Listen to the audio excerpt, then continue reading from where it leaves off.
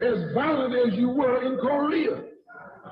How can you justify being nonviolent in Mississippi and your churches are being bombed and your little girls are being murdered, and at the same time you're going to get violent with Hitler and Tojo and somebody else that you don't even know?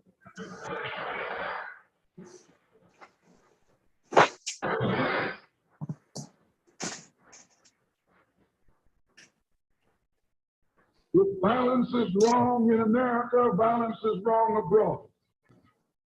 If it's wrong to be violent, defending black women and black children and black babies and black men, then it's wrong for America to draft us and make us violent abroad in defense of her.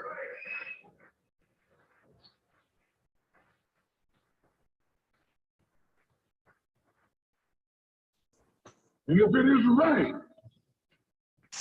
for America to draft us and teach us how to be violent in defense of her, then it is right for you and me to do whatever is necessary to defend our own people right here in this country. Good night, good night. Delbert, good night, dear comrade. How are you? Good evening, comrade. Good evening. How are you? Feeling a little bit better, just a little hoarseness, but I'm doing much better than I was doing this morning, I should say. After finishing Pablo, I went to sleep, and I set myself to get about 7:30, 8 o'clock party. Yeah, so I'm kind of refreshed for a bit here, you know. I think I needed some rest, need more rest till tomorrow, probably take a whole day off just to rest and rejuvenate, you know. Yeah. Drink some more ginger and stuff like that, and take the right shots, you know, to get yourself back together by Monday morning, so be fine. But nevertheless, we're here, and I want us to look at a number of things put it into Grenada tonight. Probably last time we touched on it, but I think there is more of a talk now with two senators. One, then the gun issue in Grenada, the gun clubs and so on still want to make a bargain for guns in Grenada for sport shooting to compete with the other colleagues around the world and in the Caribbean. That is something that was written in the paper this week, that the gun lobbyists, the Grenada Gun Association, wants to have the freedom to bring in the right type of guns for the sport. And while I'm not against sport shooting, I think it is fitting to have gun laws restricted to certain people and to certain areas. And I think for a small piece of Grenada, the gun bringing in should be come through the police force for distribution, not going directly to persons, we don't know who and what, that they have a license to bring in guns and probably how much guns they should have in. And if the gun club is bringing in guns for their shooting, it should be done in a way that it should be monitored, right? You can't just bring in guns because you have a gun club and bring 6 and 7 guns to, you know. I don't think that is right. So we're not a gun culture society, you know, and if sports shooting is something that we want to get into, yeah, fine, because it's an Olympic sport, and I have no problem with that. But that too must be controlled. Yeah, but that's a very different kind of weaponry, the guns that we're talking about. Yeah. So that what I'm saying has to be controlled. So I want to hear from you tonight. I hope Hudson will join us soon, and Pastor Daphne will join us, and get their views on that as well. So the town hall meeting also about the MNIB and persons, I don't know if you've been following it all this week, but there's a lot of talk about profit and loss and farmers losing money, maybe not managing properly and so on. So I want to hear your talk, your views on that as well. as it relates to MNIB, and what should be the outcome if they decide, because the Prime Minister is talking about the owing plenty money. In one case, I think it's $6 million to some bank in Trinidad, you know, and the government is propping it up right now by paying the workers, you know, and someone made a statement that MNIB, you'll love this one, is a socialist idea, a socialist system or something like that. I had to reply that I live in Canada, and a lot of this. I'm trying to resist talking to fools this year. Yeah. And I live in Canada, the metropolitan city, and all of these state enterprises is subsidized by government. You know, the transportation system is a big subsidy of the government. They don't keep putting money into it to keep it going. Healthcare, all this stuff. There's a number of things that the government is. So when you're talking about socialist idea, then the United States has the biggest socialist system. Well, there's an economist who says that all the time, that the biggest socialist country in the world is the United States, you know? Yeah, exactly. I mean, MNIB is a GSE, government-sponsored entity. Every country in the world have them. So yeah, if you sit in there thinking it's a socialist idea, you really have no part of that conversation. No, exactly. You just need to sit down and listen, and hopefully you're going to learn something. And I would think that the person making it would have had a little more common sense, not even intelligence, a little more common sense. You know, because I look at her as an intelligent person, but I guess somehow, somewhere, her thinking is not, because I think any revolution, by revolution, is a socialist. You know what I mean? And I'm thinking that it's a broader picture that they say, okay, that model work, let's use this here. You know what I mean? It could work. Let's use it. Every country, like United States, England, have the bus system. You know, why can't we have a bus system? Should have a bus system, but a bus system. I mean, they have it in transportation. They have it in other areas. They have it in power generation. Yeah. In the US, you have, well, you don't have okay, so we have the federal rail system, Amtrak. We have the state transportation departments in New York, is in the MTA in Pennsylvania. I could remember one called Southern Pennsylvania something Transportation Authority. They're all over the place. They're in LA. Yeah. They're in everything. You have the Tennessee Valley Power Authority. All these are government-sponsored entities operating as private businesses, but really, you know, government business.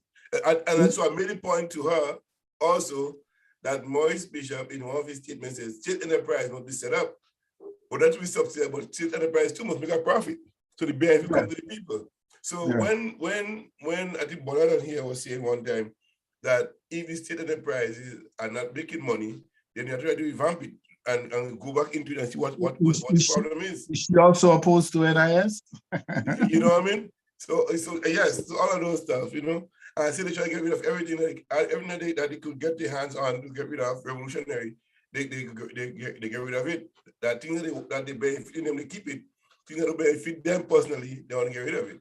You know, and it's sad because they can't leave people and say out to another country to go with. NIS, the transition system that we had, the PTS, right? Yeah. NTS, I can't remember the division. NTS, they changed it to PTS after. PTS. And ran it to the ground. Right to the ground. You know what I mean? So lack of proper management. The manager, the person they put to manage it, had never managed anything in his life. He was a former teacher, and he used to take a bus by himself one evening and drive up. And not stop and give anybody a ride. Oh my God. This is crazy. You know, so, you know, I always go back to the Bible. In the beginning, God said that you not allow nothing to grow until there is a man to manage it. So, and he said that anything that does not manage well will fail. You know? Yeah. So failure, and you know, I always said God didn't talk about if we didn't pray, if we didn't visit the sick, if we didn't say that if you don't manage it, you will lose it. So much instances in scripture that when there is no management, you have a crisis. You know, And Oh, absolutely, absolutely. In anything, yeah, even your own life, your own yes, personal yes, life, you have to learn. You know. yeah, mismanagement. So that is that one thing. So I was kind of taken aback by her comment. Like, I think Pablo had on a real thread too. Pablo really addressed a number of stuff that she was saying too. I she had not replied since then, but yeah, I think a lot of people thought they would just write anything and anybody would just suck it in and leave it, let it go. But when people like me and you and Pablo, who knows better, and decide to address it, they shy away and share and don't come back. Because they think they're talking outside to a whole bunch of idiots, you know what I mean? Yeah. Yeah, but people are more intelligent than that. So that's the thing. So yeah, so MNIB, what do you think should be the new for MNIB? Well, the first thing MNIB has to do, it has to go back to its mandate. Okay, the original mandate that was set up, where it was given exclusive authority for the importation of a select number of goods, so as to maintain some form of stability and price control within the economy. So it has to return to that. Okay, it is my understanding that some things were taken away from it. Okay, so I think now we have a lot of flour production in Grenada, so we don't import a lot of flour. But we import rice, we import sugar, we import oil, and I'm not so sure how much of those are still left with Marketing Board. But at some when in its inception, it had the exclusive license to import sugar, flour, rice, cooking oil, and some other products. My buddy, actually, one of my buddies who worked with NAS during that time, was very, as a matter of fact, his task during the revolution was to make sure that those products were always in the island, that we were never short of them, Excellent retailer and management specialist in the US now. And he would tell you that he cut his management chops working on issues for Marketing Board back then, So, yeah. So it has to do that. And then what I would look at is, how do you broaden that mandate for the organization? So should Marketing Board now have aggressively be promoting Grenada, helping farmers identify what they should be growing in relationship to the market that they have secured for our products. Right. And give it a few years for that to come together. Okay. And then Marketing Board ought to start looking at an agro-processing division, where it's beginning to process some stuff, and it can roll out different products over a period of time. It doesn't have to be try to be everything to everybody at the same time. Mangoes, for one. And there are other fruits that we use a lot. The soursop that we selling for $2 and $3 a pound to the people in Florida, and then I have to turn around and pay $14 a pound for it at Whole Foods. Okay, so these are the kind of things that they have to look. But remember, Marketing Board problem is thievery. Marketing Board is in the position it is now because of thievery and mismanagement by the previous administration. We're not dancing around that. There were alleged rumors that one of Keith's right-hand men was given a contract to buy exclusively his company and then sell to Marketing Board. Wow. Okay. Yeah. So it's thievery and mismanagement. It's the cabal grifting the people. That's why Marketing Board ended up where it is. But it's not a bad organization. They just have to return to its mandate, and government is going to have to resupport it for a while. Whether they give it 2 years or 18 months to stand itself up with some subsidies. And but I suspect that if you immediately give it back the mandate for importation of all these things, flour, rice, the sugar, the coconut oil, the cement should be a big part of that. Okay, if you give it the right to be, you know, these are things that could help it get back on its feet rather quickly. Yeah. I think a lot of stuff have to be done with the proper management. I think you go right back to management, put the proper structure in place, and let a good manager. Get a good manager. Get a good manager. There are people in Grenada who can manage marketing board. Yeah. I think one of the things that should be done is also getting back to the original, like you said earlier, to the original mandate, and let persons know exactly what the mandate is and follow it to a T. Because once you deviate from that, you're into going off the grid, so to speak, you know, and not doing what you're supposed to be doing. I think a lot of times people miss that and try to reinvent a wheel that was there already and try to do something, you know, totally different from what should be done, and then you have the problem.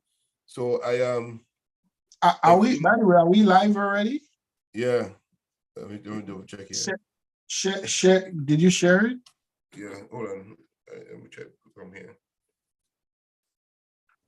Okay, hold on. Let's see my phone.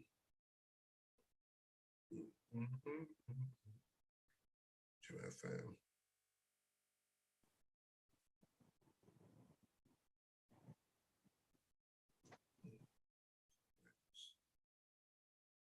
See the right thing. That's good.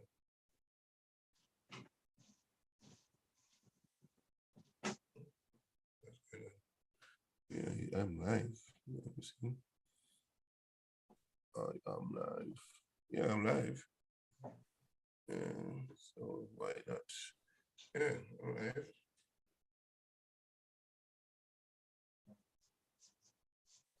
CD refill part 1 was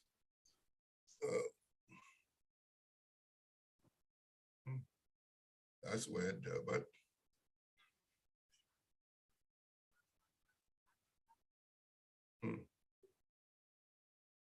what's going on? I should be live. And I'm not seeing it.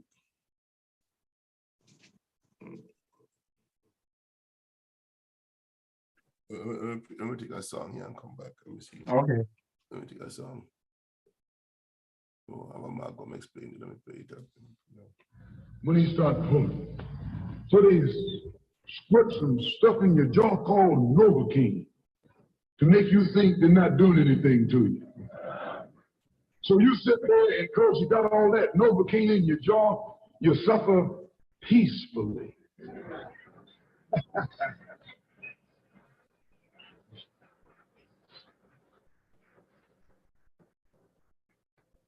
Blood running all down your jaw. And you don't know what's happening. Because someone has taught you to suffer peacefully. The white man do the same thing to you in the street. When he don't want to put knots on your head and take advantage of you and don't have to be afraid of you fighting back, to keep you from fighting back, he get these old religious Uncle Toms to teach you and me. They're just like Novocaine, suffer peacefully. Don't stop suffering, just suffer peacefully. As Reverend Cleave pointed out, let your blood flow in the streets. This is a shame. You know, he's a Christian preacher. If it's a shame to him, you know what it is to me.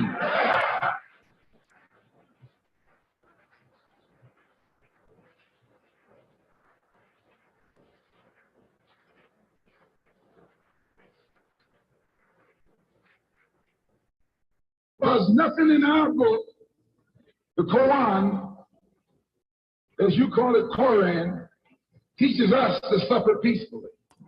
Our religion teaches us to be intelligent, be peaceful, be courteous, obey the law, respect everyone.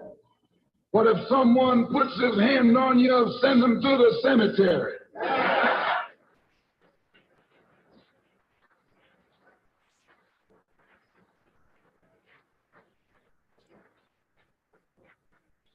That's a good religion. That's that old-time religion.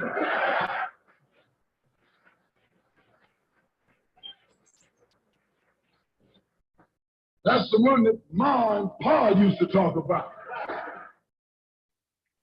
An eye for an eye, and a tooth for a tooth, and a head for a head, and a life for a life. That's a good religion. And then anybody, no one resents that kind of religion being taught but a wolf who intends to make you his meal. This is the way it is with the white man in America. He's a wolf, and you a sheep. Anytime a shepherd, a pastor, teach you and me not to run from the white man, and at the same time teachers don't fight the white man, he's a traitor to you and me. Don't lay down our life all by itself. No. Preserve your life. It's the best thing you got. And if you got to give it up, let it be even Stephen.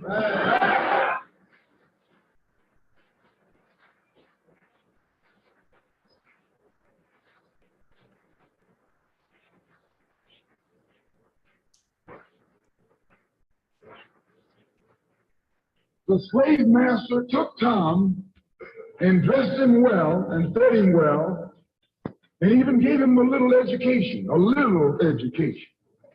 Gave him a long coat and a top hat and made all the other slaves look up to him. Then he used Tom to control them. The same strategy that was used in those days is used today by the same white man. He take a Negro, so-called Negro, and make him prominent, build him up, publicize him, make him a celebrity, and then he becomes a spokesman for Negroes and a Negro leader.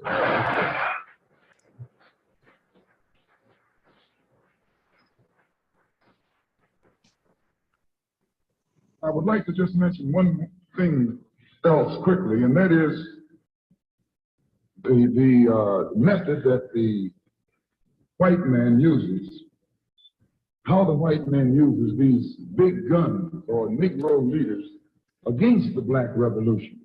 They're not a part of the Black Revolution. They're used against the Black Revolution. When Martin Luther King failed to desegregate Albany, Georgia, the civil rights struggle in America reached its low point. King became bankrupt almost as a leader. Plus, even financially, the Southern Christian Leadership Conference was in financial trouble, plus it was in trouble, period, with the people when they failed to desegregate Albany, Georgia. Other Negro civil rights leaders of so-called national stature became fallen idols. As they became fallen idols, began to lose their prestige and influence, local Negro leaders began to stir up the masses. In Cambridge, Maryland, Gloria Richardson. In Danville, Virginia, and other parts of the country. All right, I think we got it now. Begin to Yeah. I don't know why it wasn't showing up on my frame, showing up on Genesis Magazine page directly. You know. Of national state. Yeah, so that was Malcolm X in his regular.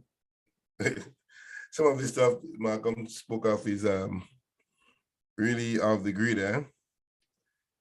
You know, some of the stuff, like I always say, and I say to this still, it will never be able to overthrow the US government except be coming from the Pentagon, and they are the one who control and run things anyway, you know? Unless you really want to wipe out the entire Pentagon and create a new thing, then that's the way it's out. But once the Pentagon is in charge and still running things, there's no way you're gonna, you know, they have a tight lead on everything. They will kill you from a distance, you know? They have the means and the power to do it, you know? Yeah. So yeah, a Black Revolution is not turned into be a terrorist organization itself, a freedom organization, because you know you to overthrow the system that overthrow for the war to become what they are. You know, earlier on I was talking about revolutions, and every major city shed blood to become an established nation, which is true.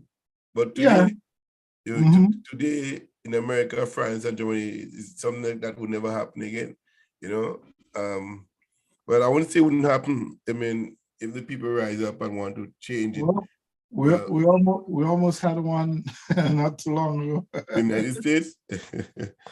Yeah, the attempt was there, but it wasn't fully supported. You know, when you're planning those stuff, you don't actually plan those stuff in real silence. You know what I mean? They were too dumb to get it to complete it. Yeah, you don't do it like that, and you have to be able to have Margaret. Come on in. Good night. Good night. Come on in, Margaret. I need you in here. I sent you the link, so I hope you could come on in, Margaret. Good night. Happy New Year to you. The link is in your email, I think. So yeah, in your email. Check your email, Margaret, and come on in. Lots to talk about. Yeah, yeah. So I'm one of the persons who don't believe right now that you could do that. You know, if you need to do it in any country, you need the assistance of America to do it for you. You know, right now. Look what they do with Afghanistan, Iraq. Well, America greatest export now is weaponry. Well, not even weaponry, but sowing discontent in so-called democracies. Yeah, you know, and they create the environment for that, you know. I have a piece that I probably could play it for you. Perhaps you might agree with me on that as well. There's a piece that I come across this week. If I could pull it up for you. It's really crazy. I want to listen to this. Take a listen of this one. Probably I played it from my phone. It's crazy, and it's not crazy. I mean, I'm not shocked by the utterances by the gentleman. It's just that it become more blatant in their doing, you know. And let me just play it here for you. Here. Africa has been fundamental to the global prosperity.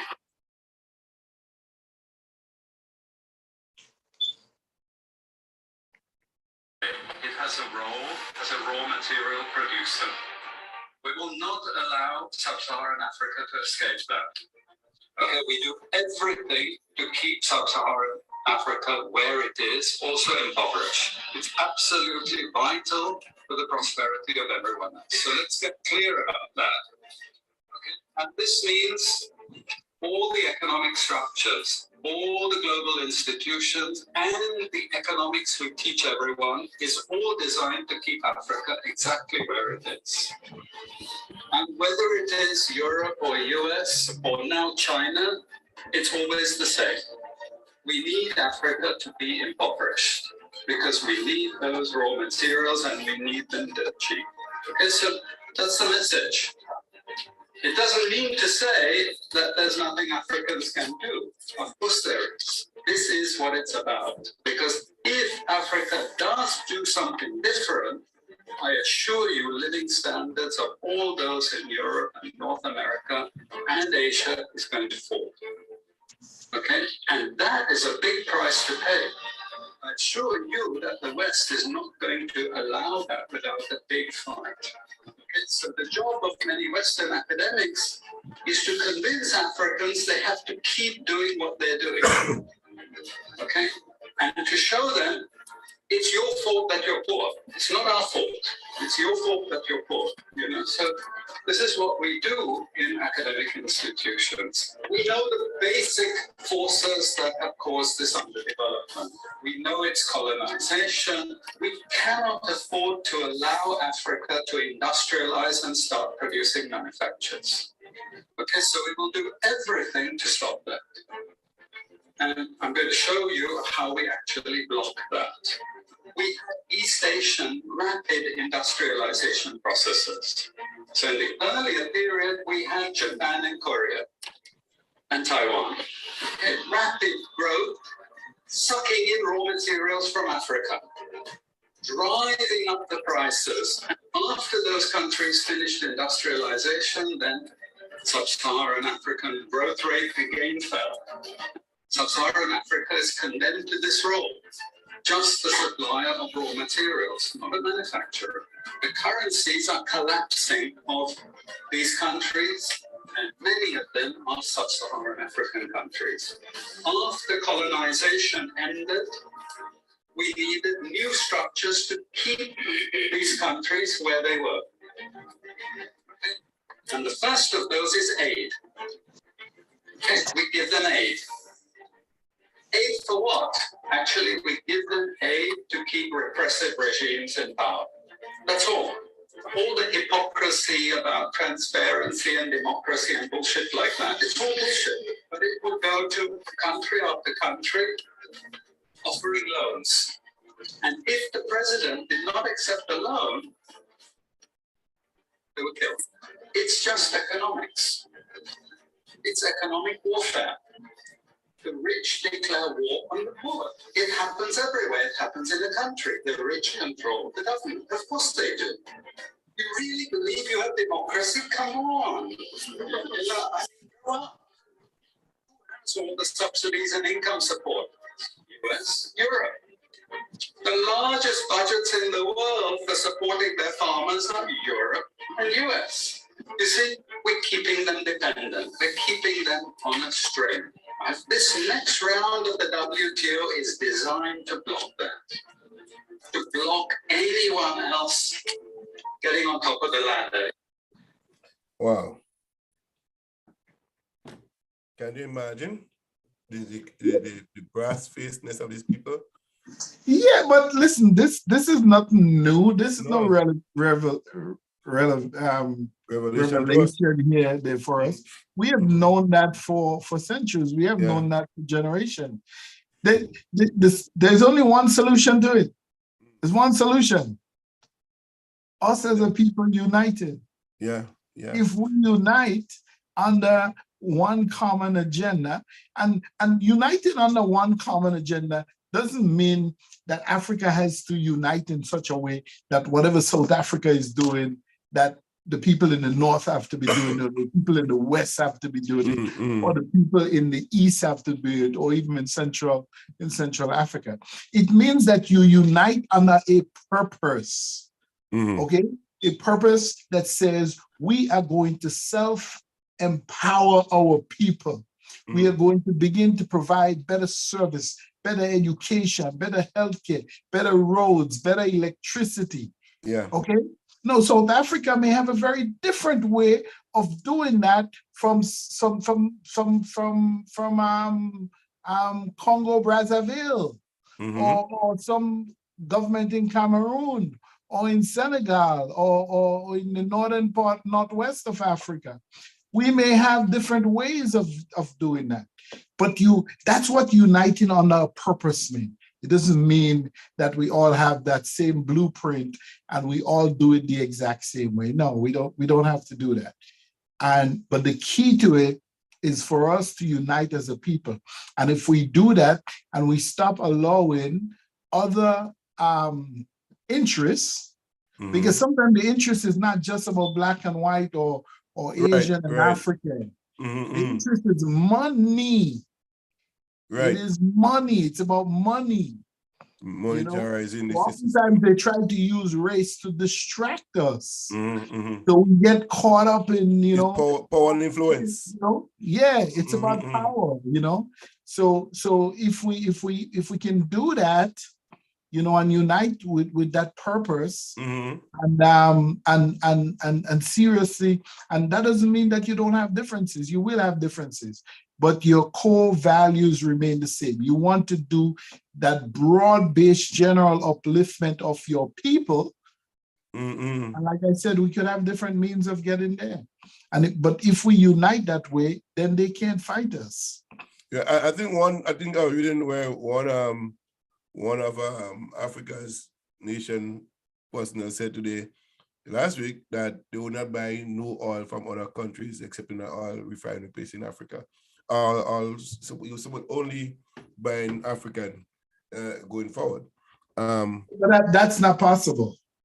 Yeah, and in terms of that, I you know, the number of things that he said, I hope that he would, that leader with a number of things going on around the world would be able to trade. I think the whole point, I mean, Africa has everything that the guy was saying in the video, that we can't afford to allow Africa to go into manufacturing and so that, and this is by design, right? I think Africa have everything that they need. It's just that they're not poor countries, they're just poor people. Yeah. But we don't have everything that we need because we don't have unity of purpose. Well, we have to get that together. And that is the ingredient. That is the ingredient that they play upon the most by putting us against each other. Exactly. Even now, there are very few African leaders that I have any confidence in. You hear a lot about what's his name, Adu in Ghana and saying, but he's all talk. He's all talk. Yeah, but also, the guy said that if any leader, right, if they're giving aid and if you take the aid, they will kill them. So it's a gone conclusion that if you don't cooperate with them, they will kill you. So yeah, but they don't kill you that way, right? No. They use your own people. Exactly. That's what they do. All right. So if we unite and say no on a common purpose, then we don't have that problem, right? If they can't use me against you, they fail. They fail. Yeah, we have to come to a point where we don't accept the tokens. All our significant African leaders who, let's say from the I would say from the 40s on, the real guys who really understood the whole question of Africa united and moving forward as a continent, were murdered by their own people on orders from the powers that be in, whether it was Washington, Paris, Brussels, Belgium, name the powers, Yes. Even the Scandinavian countries had their hands dirty in that. Yeah. Certainly London, no, let's not forget London. England is big. No. They were the masters at deceit and so we talk about Hitler killing 6 million Jews during the Second World War, right. But Churchill starved 5 million Indians during that same period. He's the national hero. Give me a break. Yeah. He blatantly starved these people. They were suddenly, remember that, before England went to India controlled between 22 and 26% of the world's economy. Yeah. When they left, India was down to 4%. So they didn't just ship all the raw material out of India and the know-how. In some cases, they cut the hands and fingers and thumbs out of the skillful weavers in that period, all right, during that period, so that they could not even provide for themselves and their family. Yeah. You have in Africa too. They do the same thing. Why aren't we teaching that in history? Why aren't we being told that? How come I didn't learn that? I was a pretty good history student in school, but I didn't learn that. But the powers that be controlling the education system at the time. So they won't teach you what they did wrong. They teach you what you do wrong. They will make themselves look good and you look bad. And because you do that today still, we still have a situation where they make us feel like God feels a bad man, feel like God was a bad man. All these great leaders that work in and fighting for people, Patrice Lumumba, Patrice Lumumba, Nkrumah, and all these people. In South Africa, in Mozambique, Mozambique, so Samora Machel, in Zimbabwe, with Joshua and Como, Como, how did he yeah. end up, Mm-hmm. Listen, I know my history, man. So that's what I'm saying. So they will never teach us that until we know and teach our own people, our children for ourselves. Because at the end of the day, if we do not do that, history will repeat itself again and again and again. So we have to be able to feed that narrative to our children, let them know exactly what went on and how to avoid that, because the new generation, and this is what they teach to their children, the oppressors, that you have to be in control to kill these people. That's what you have to do. They have to dismantle the system. And I mean, when you think about France, right? Who had so much influence in parts of West Africa. The Central Bank of West Africa is basically a French bank in Dakar, Senegal. Yeah. And you came into my country, you raped my people, my ancestors, you murdered them, you stole my resources. Then when I fought you for independence, you telling me now I have to compensate you for living, right? For living, you understand? Look at Haiti, for example, the gold and everything in Haiti, and you still have the people being fed weaponry and all this stuff to fight against one another. They make them gang up against themselves. And then that's what they do. They bring weapons of destruction, of mass destruction, and have us fighting each other and killing each other, That is why I'll go back to the gun thing in Grenada right now. The brother bringing the guns. Why is he bringing all these guns in the country? Is for, again, it is a sign that he was involved in an illegal trade. Yes, but what the illegal trade is for, though, because we don't sell guns in Grenada. We don't have a gun culture. We don't have a place where we sell guns. A license to have a gun shop and nothing. We don't have that kind of stuff in Grenada. So again, why? The question is, why would he want to bring that in Grenada? Why would they? So money. Yeah, money, and then you get the people to kill one another to have them always suppressed and through violence and kill one another so they could never develop, and people go afraid to go there. In 1980, in the United States, with Jamaica, make the economy scream.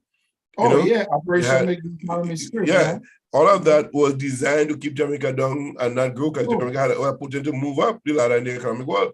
I said, you know what? We can't afford that to happen. As a kid, the Jamaican currency was one of the highest in the world. Yeah. I remember when the British pound was $4.80, the Jamaican dollar was $5.69. Yeah. So you couldn't afford that to happen in Jamaica, in the Caribbean. These black people, no, you can't let them do that. No, we gotta make the economy scream, man. We gotta shut it down. Tell no destination flight to Jamaica. No, create a fear and arm them to the teeth. Let them fight and kill each other. Make it violent. And today it's still happening in Jamaica. Jamaica has one of the highest. Listen, I was in Jamaica.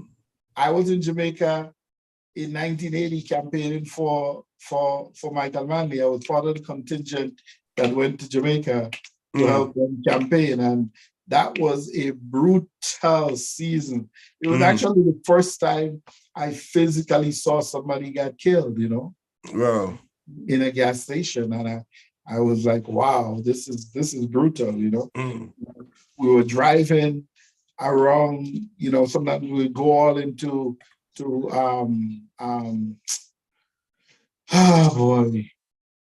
place called Hanover. We were going to Spanish Town. But the area I was assigned to was way out in the country where they mine the bauxite.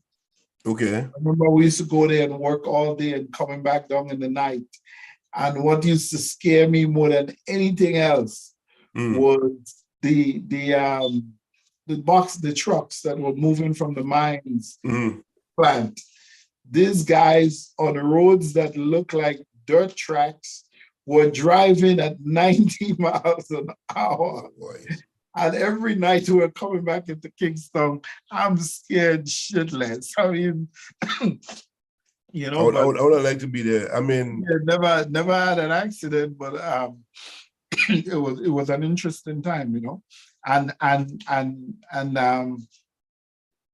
one of those nights, the general secretary of the Jamaica Union of Students was out campaigning with us, and we took her back home, right?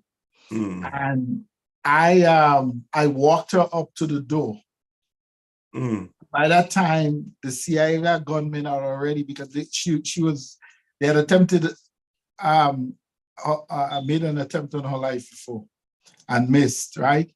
And that night, they had already entered her home, killed her mom, dad, and a brother, okay? Wow. And waited for her. So, John, I came this close because I was up at the door, making sure that she got inside safely. And they had me in their sights. I didn't know that until the following day. Wow. I had an M23 with me, but if you're not expecting anything, you're not going to be able to react that quickly. The morning when we went to pick her up, because we were going back to the, I think it was the Ocho Rios area, police was there and the house was, taped off, and they were bringing out the bodies, and I was like, wow. Yeah. Wow. Sometimes things happen like that, Well, wow. That's neat. Yeah, so gun culture in Grenada is not something that we want to see happening. And if the people who the gun clubs are advocating for guns, they that too, in my view, have to be controlled by the police. They should have special control over that thing. I don't think it should be allowed because you can really bring guns on at will. And I think that would be an uphill task for the system to manage, because there will be strong lobbying for those things to bring in the gun culture. We can't afford for it to happen. We need to create a system, have a system in place for checks and balances with guns are concerned in Grenada. We're not a gun culture, like I said, and we shouldn't allow that to happen. Period. It should not happen. So to have people wanting to advocate for guns in Grenada, I don't see the need for it. I don't see why we should be entertaining it. The point that we could have a discussion over it too, whether it's good or bad. It's definitely not a good thing, And as I said, there is sport fishing in Grenada and sport shooting in the areas of some of the Caribbean countries. It's an Olympic sport. However, because it's an Olympic sport doesn't mean that you could just bring guns in the country at will. It doesn't happen that way. So we have to see how best we could get rid of those ideologies that want to have this happening in Grenada. We see what happened to the Caribbean countries with gun child culture starting to become prominent in Jamaica, Trinidad, St. Lucia. I mean, you can imagine St. Lucia, one of the highest gun crimes in the Caribbean. Can you imagine how small this place is? Almost everybody would have known everybody on the island in that case as well. And to have a culture like that taking place in the country, that will be a problem. Yeah. Well, we just lost Delbert there. Hope you come back in. Shortly. Margaret, how you doing? I'll take a song and come back. Yeah. Oh, I got a song here. I'll play this one. Yeah.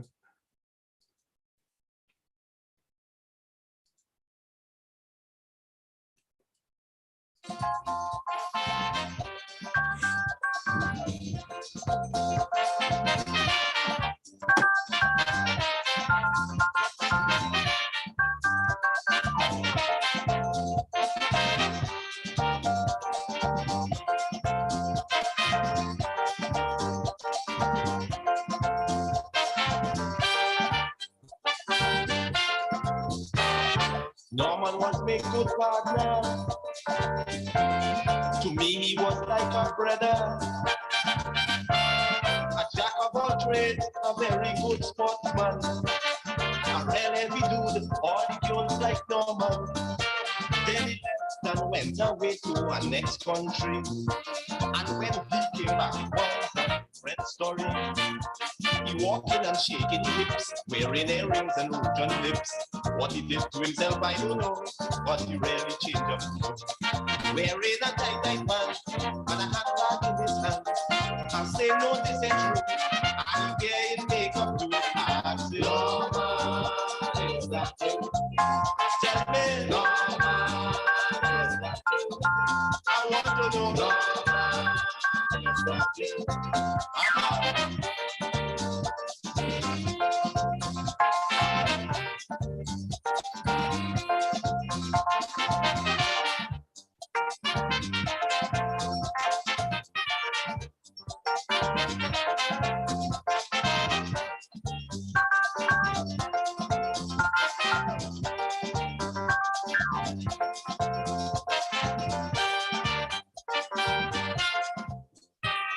We both went to school together.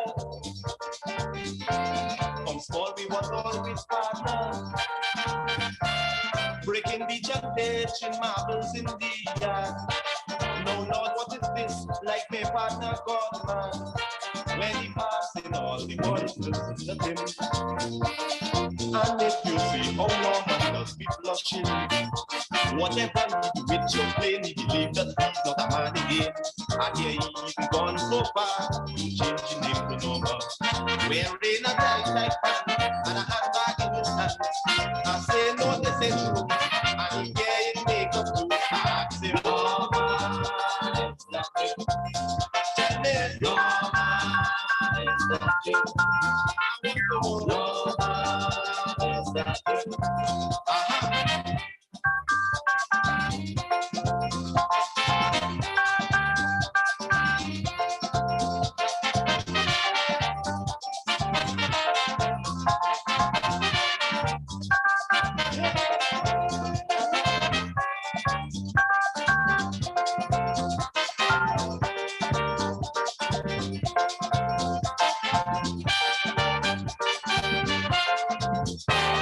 This morning I walk up to him. I say, Norman, boy, we happening. He watch me cut eye, he stoops and he walk up.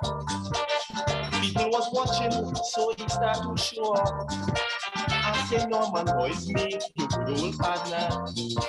He says, sorry, my dear, but I can't remember. Mister, please don't waste your time. I suggest from now to change your mind. Start with some other woman. I am not running my husband. When you call him selling kiss, oh my goodness, what is this? Looking more real than the you. Because here all the simple. I say, oh, tell me, no, is that you? I want to know, is that you? No more. I thought of myself.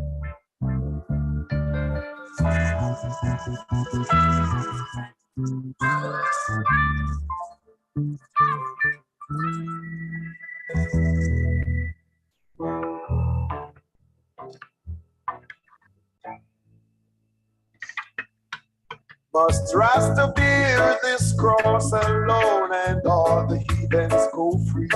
Just say no. Just say no. Just say no. Just say no. Must Rasta live in misery and heathens in luxury. Just say no. Just say no. Just say no. Just say no. It's coming to tear down the walls of down oppression, drive away transgression, clean up corruption, rule equality. Must righteous live in pain and always put to shame. Just say no. Just say no. Just say no. Just say no. Must they be found guilty and always get the blame? Just say no. Just say no. Father, say no. Just say no. He's gonna tear down the walls of down oppression, drive away transgression, clean up with corruption, set the captives free. He will not give I and I more than I can bear. Just say no. Just say no. Just say no. Just say no. He will not make Lucifer get your soul to smear. Just say no. My father say no. Just say no. Him a go tear down the walls of Babylon, clean up the corruption, drive away transgression, rule equality.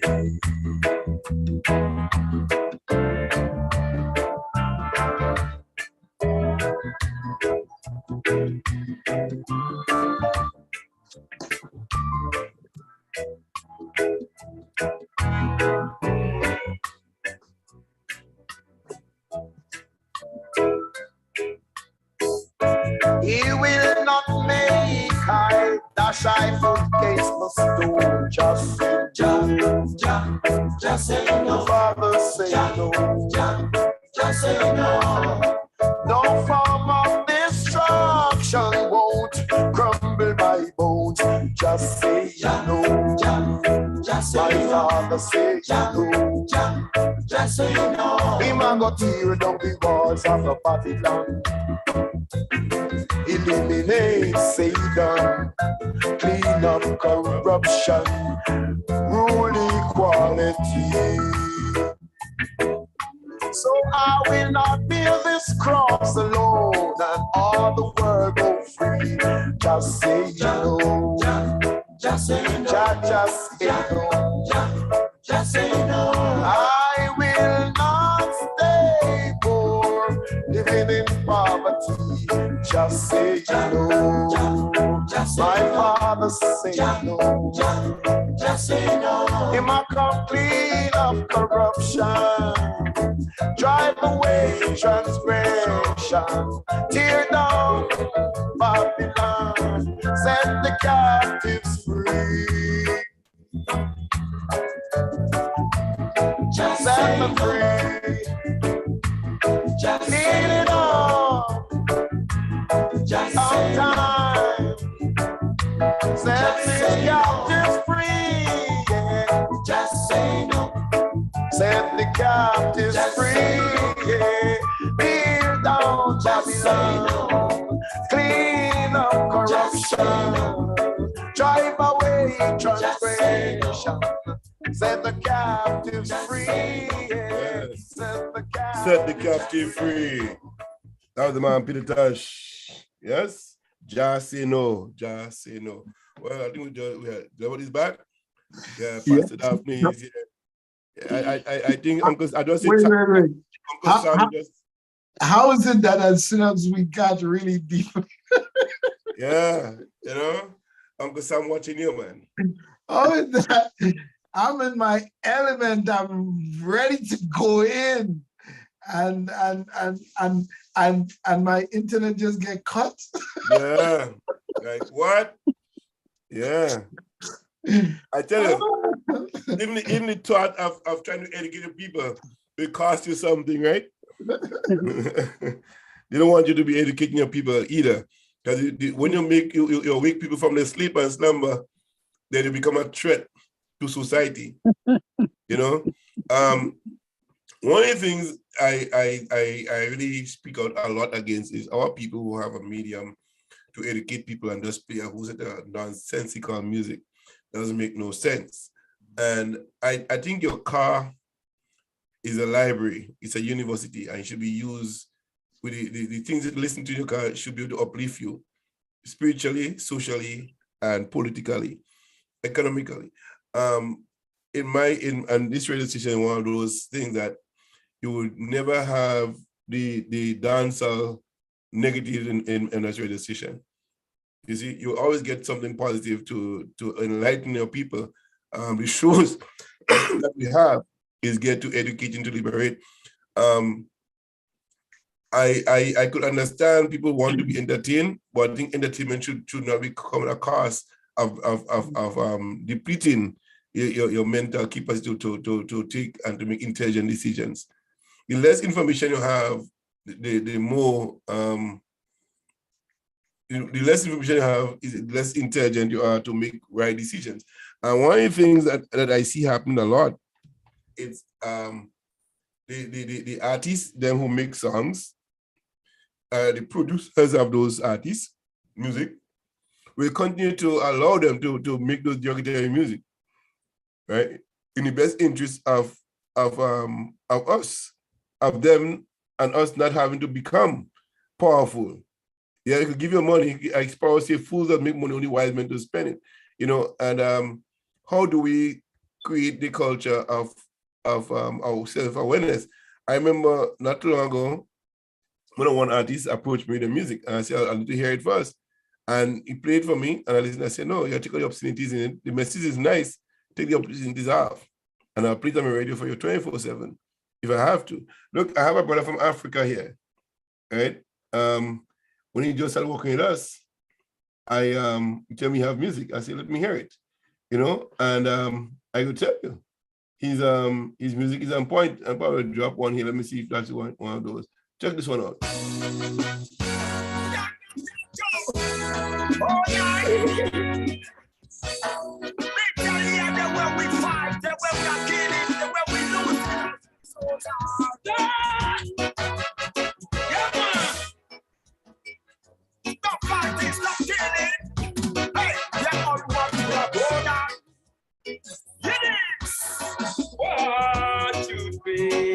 He's from Africa,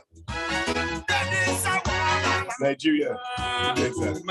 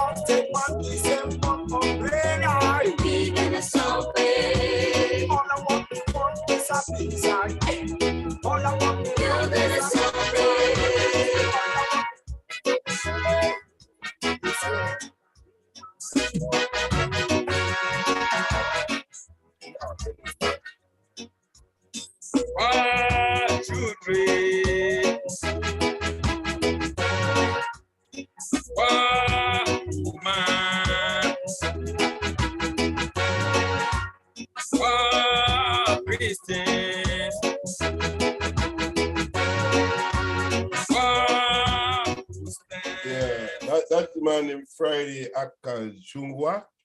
He works with us, and he gave me his music to play. And this one was called Peace. African Rain, number 4. Yeah. And you got number 1, give women a chance, respect the elders, the end of destruction, African Rain. I'm on his Neja. Peace is peace we need. And the other one is an African word. I can't pronounce that one. Which it's almost take half of the alphabet anyways, but it's a long one. But but the music that we listen to, the motivational pieces that we listen to, all the positive information we listen to should help transform us, not degrade us, as a people. I think we had enough of those negative music being played already. Like Pablo was saying today, that he was in a bus in St. David's, going from St. George to St. David's, and when he got on the bus, the X-rated music sort of was playing, right? He couldn't take it, and then when he got the same bus to come down again, the same music. So you had to tap the conductor and say, "What kind of music is this? Can you change this?" You know what I mean? And then, but the conductor don't control the music; the driver control the music. So the driver ended up changing the music, and he go to a more macho type, respected kind of a music that people on the bus started nodding their head and relating to the music. It was what they, and when he came off the bus, one of the person that was on the bus thank him for it. You see, people want the change, but they don't confront the people.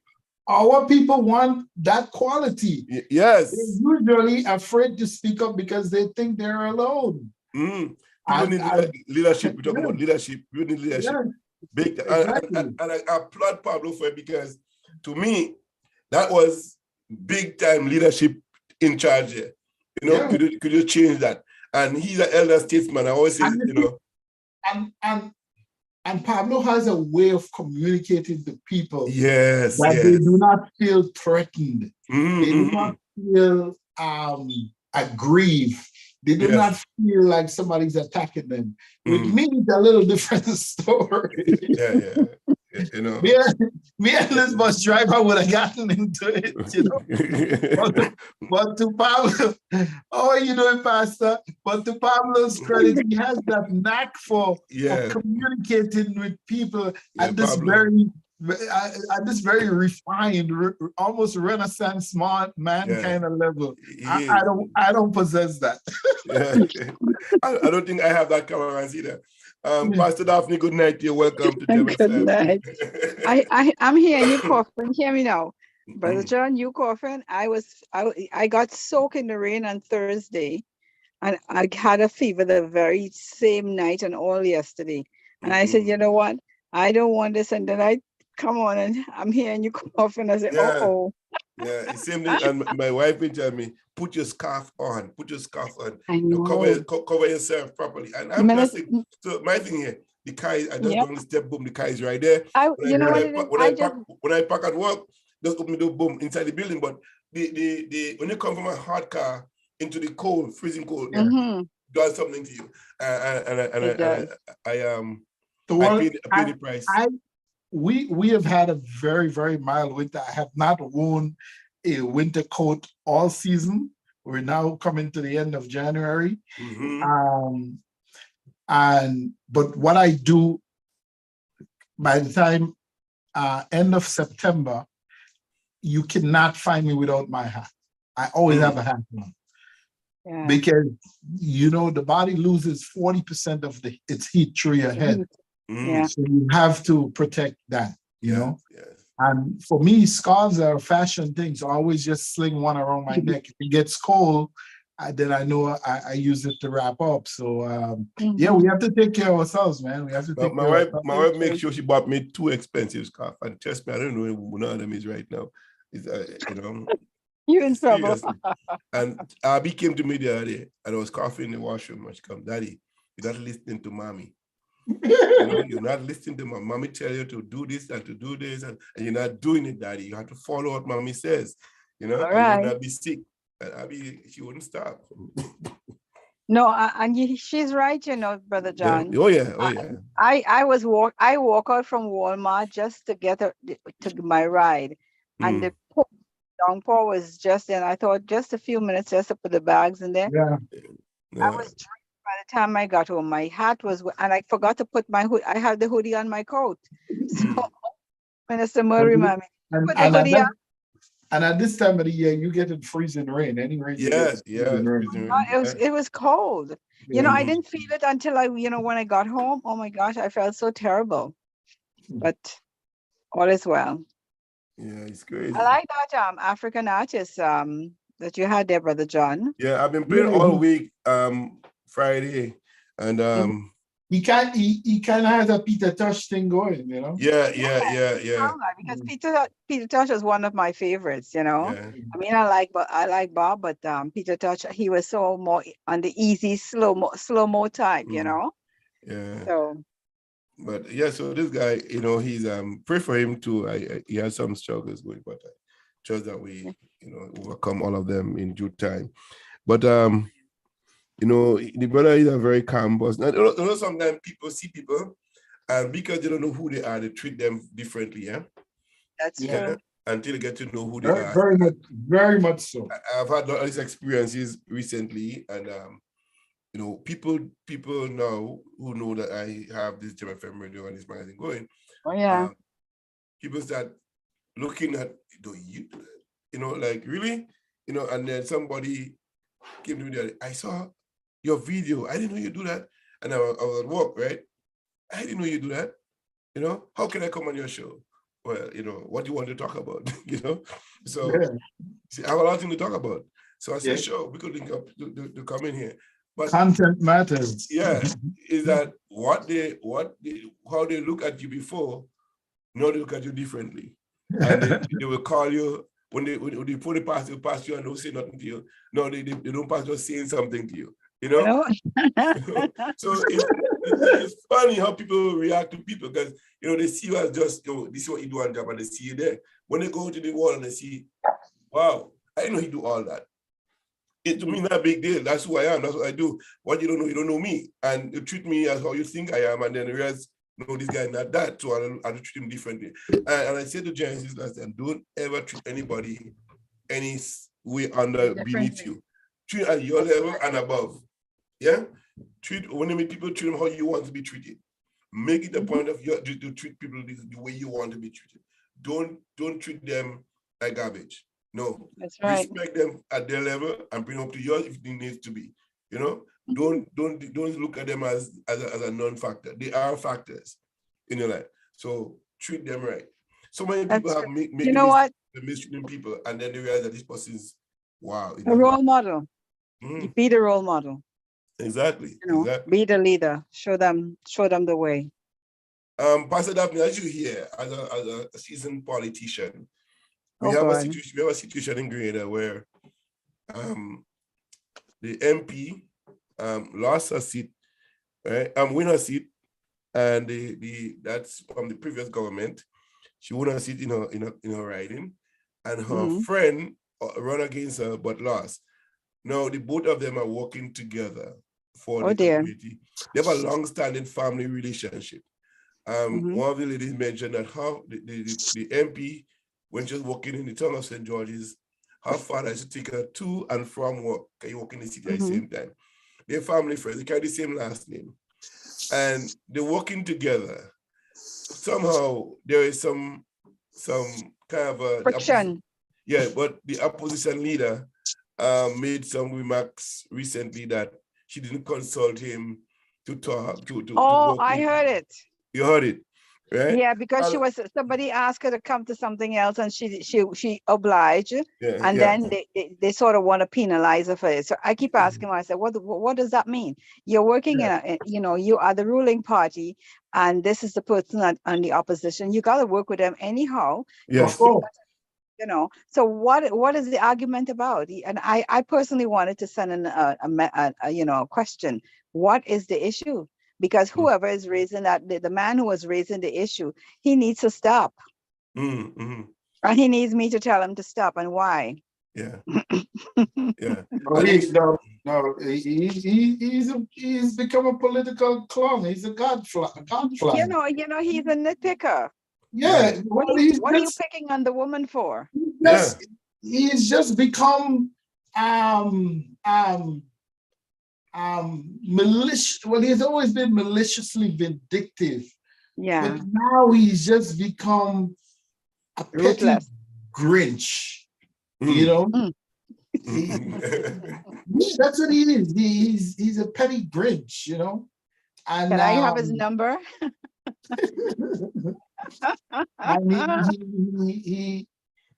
She's the elected representative. I know he was. I couldn't get over it. I listened to it, and I was like, really now, really? Basically, what he's afraid. He's afraid that most likely he's afraid that she will switch political parties. Oh. That's what he's afraid. I think that's a fear, and I think one of the things that I last week we spoke about here about talking about making her ambassador somewhere and then have a by-election. But I think we will be doing a disservice to the people. I think keep them together. Either one win, either way they'll be working together anyways. Yeah. They have to find a common ground. Yeah, and like the senator today on the Pablo show, Roderick was saying that yes, all good, let them work together. But how will the Fisher and Farmer folks in their constituency, be fearing how the Fisher folks the farmers, what is their interest being served by all this unity? That is his concern, because not just going and visit hospitals and feeding people on the But street. John, that's nonsense. Yo, Anytime people from two different political Mm. parties, well, not anytime, mm, but 90% of the times, if people from different political parties come together, the community benefits. Now, it may not mean that every aspect of life in the community mm. would benefit immediately, but Mhm. our strength is in our unity. Yeah, but That's because right. I the know concern is, you see, and I know it's not the time to do it, but Mm. that system that we have in Grenada about Senator for Agriculture and Senator for Labor and Senator, that's nonsense. That system, it doesn't serve us. It doesn't serve who it serves, really? yeah, but Doesn't I think serve us. I think it does have its place there, but I think it does have its place. No, it does You know, not. Let me tell you what it does show me not. why it doesn't work. Okay, so agriculture is down from 50% of the economy to 4%. So what is the Mm. Senator Agriculture real? Yeah, job? but you can't blame him for that. Well, The then, system have to be working from government point of view. But John, that's what I just said. The And system does not- that's what I'm saying today, that the influence, my question here today was, how much influence does senators have in None. in the government role, right? None. That's my question today. And I think it does have some influence. I think when You're not an appointed senator from the ruling party, you have no real influence. Yeah, but I think ask people if they remember over the years who was senator for agriculture. They don't. Yeah, but now I think with the brother, he's done a work in ensuring our stuff take place.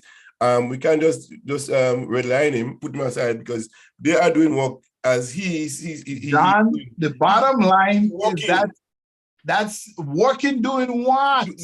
I mean, doing what? If the fact is there, go check it out. Just check out his portfolio and what he's done. Check him out. You have to. You can assume that, but that is not doing anything. No, John. He has to tell me what he's doing. But that's what I'm saying. You shall listen to the show. And I'm saying that the system has not served us well. No. I think you misunderstand the role there, man. I think that they do. They do have a role.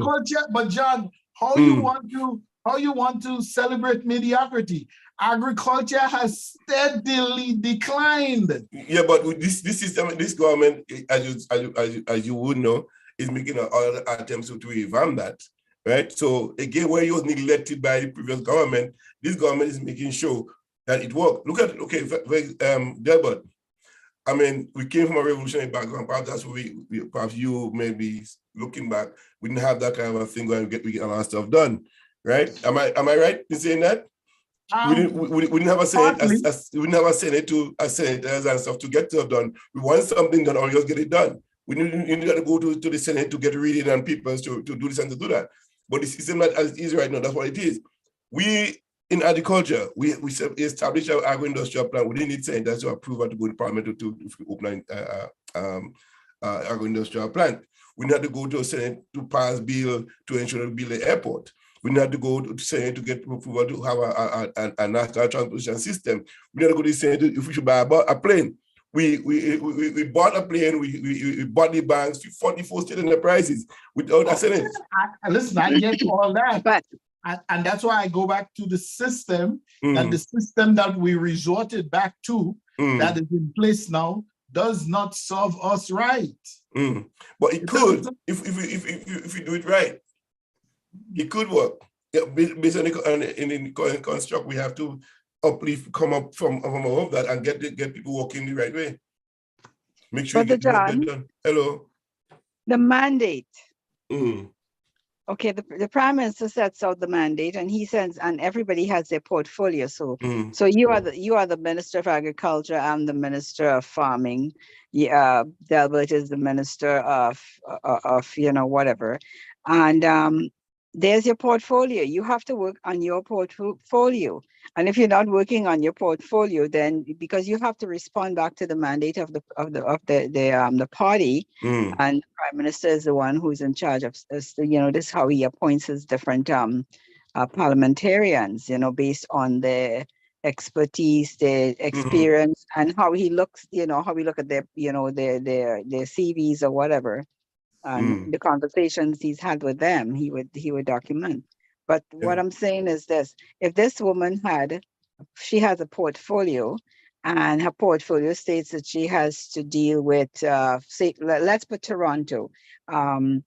Doug Ford wants to take down the wetlands in order to put housing, right? We have more than enough housing all over the place. They're just holding on to them to raise the rents higher.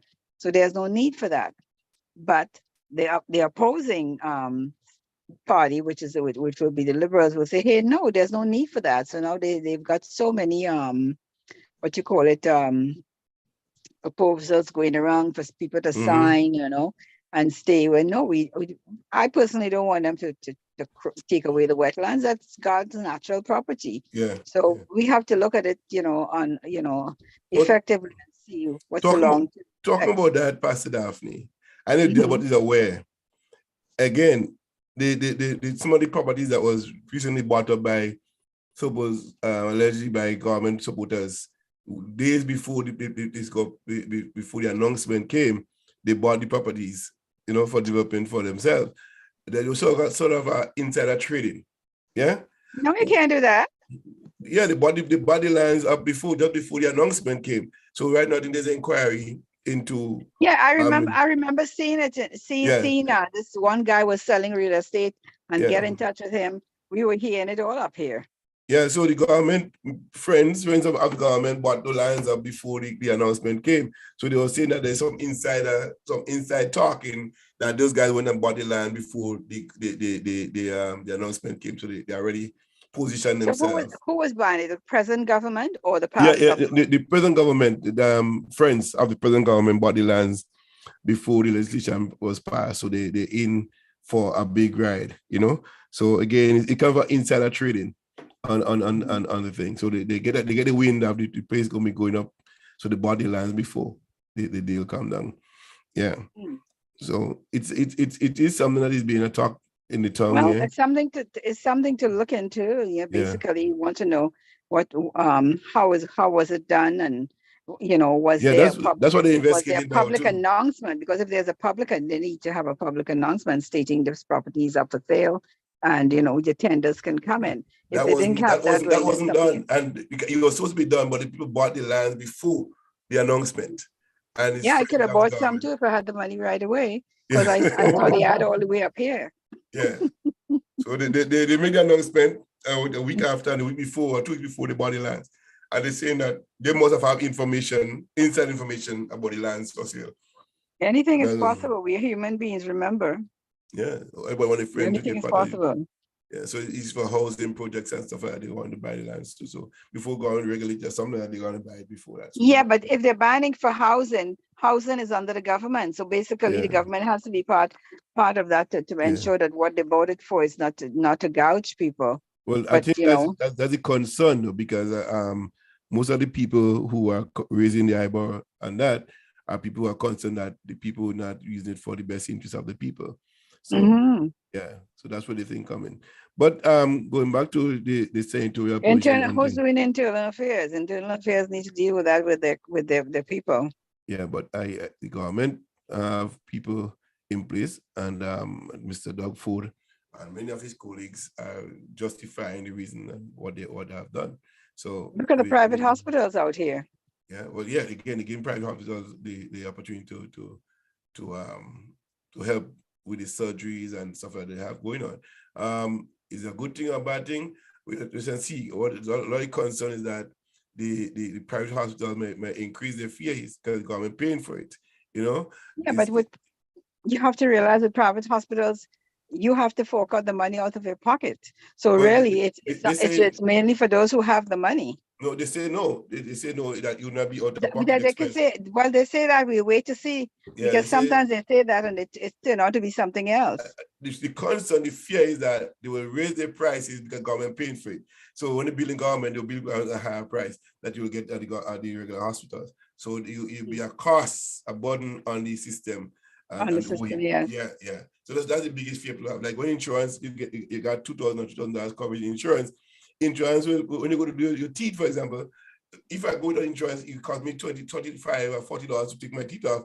If the insurance paying for it, you pay $100 to go to the same teeth. So they gouge you based on who paying. If you're paying out of pocket for yourself, it costs you cheaper. You pay, if government paying, insurance paying, the price go up. And I That think is it's why you unfair. always have lobbyists. You need to have people Yeah. lobbying all the time. So Mhm, that mhm, when they do nonsense, you lobby people that are lobby groups get down and get on their necks and say, hey, what's going on here? We need to know what's happening. mhm, Get mhm. your petitions going, etc., etc. But I think that a lot of stuff that even in Caribbean context, a lot of this lobbying don't really take place that much in the lesser Caribbean, in the Caribbean, Los Angeles and so on. They don't have that big lobbying organization doing that in government and stuff like that. You may have one or two people within the community may want to vie for That has the know-how. know-how. Mhm. For example, the Rastafarian to the island that they went to parliament and they had this thing, they act together. What they wanted, they had letters and they have, thing written up what they want to have happen. And I think that was it's a good start to have them. And that's how all political parties, this is what all citizens supposed to be doing, getting Yeah. together and getting the things that they really want. And getting senators to tender To endorse them, you get all the Yeah, endorsements. and bring all this stuff. So when they come to for debating, the senators will debate it in the House for them to get their voices across. So I think that it's one of the things that there. But again, I come back to you that senators do have their role, and I think when the people are involved and saying, "Look, that's what we want to happen," and they go to the right channels, the senators in government will have to work harder to ensure that those people get due process. I think that's what you have to. And they have to give them an answer. They have to answer Yeah. them all along the way until that is resolved. Yeah, I think senators do play a part, and they have to run the course, and get this stuff done for the people. Well, They that's never the only gone- reason never that gone they're, again? that's the only Okay. reason that they're senators. They have work to do.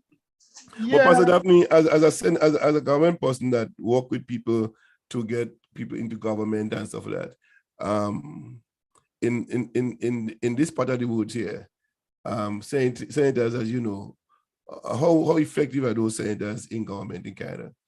Basically, okay, what happens in government, especially when it comes to, like, for instance, what's the name? Genesis is going to university.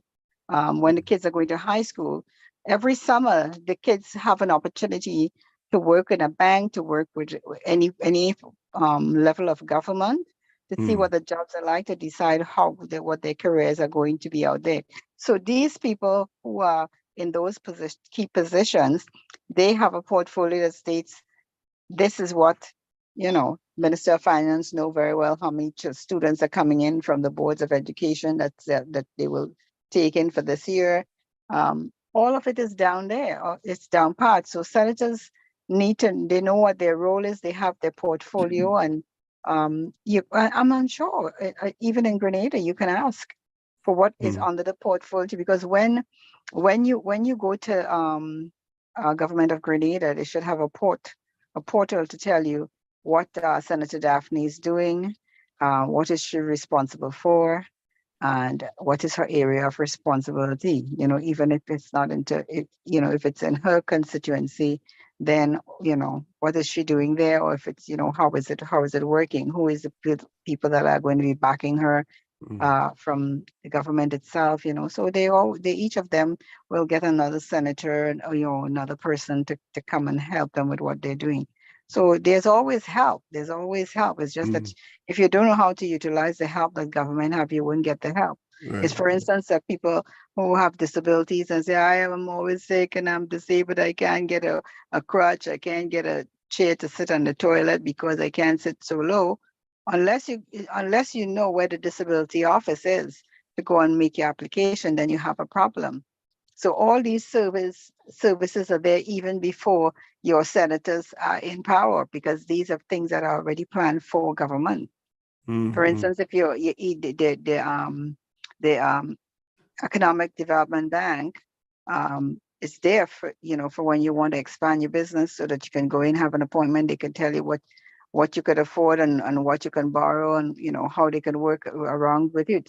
The same with the banks. It's not just the banks, So we have to know all the resources that are available. But Brother John, what has to be set up, and I think that's that's part of some of the things I plan to do for 2023 is to help people to understand where they go to get what they want, what they want.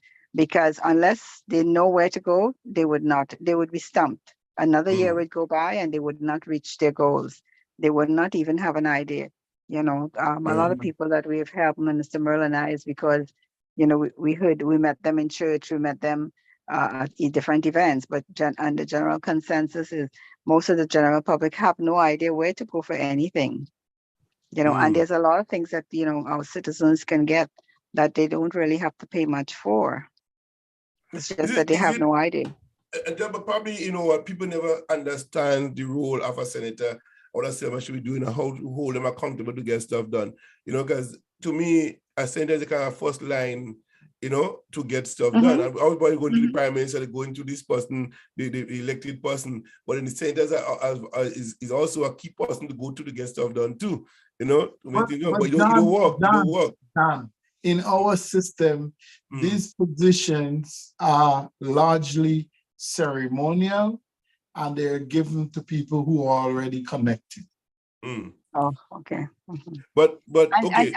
Brother John, and they're all supposed to have a place of an office space. All right. I've been noticing a couple of them in Grenada stating that they will be in the constituency today or tomorrow, whatever date, from such time and such time, because I've been taking some notes on them to see how they're moving along, and that is good to see that, it's publicly noted.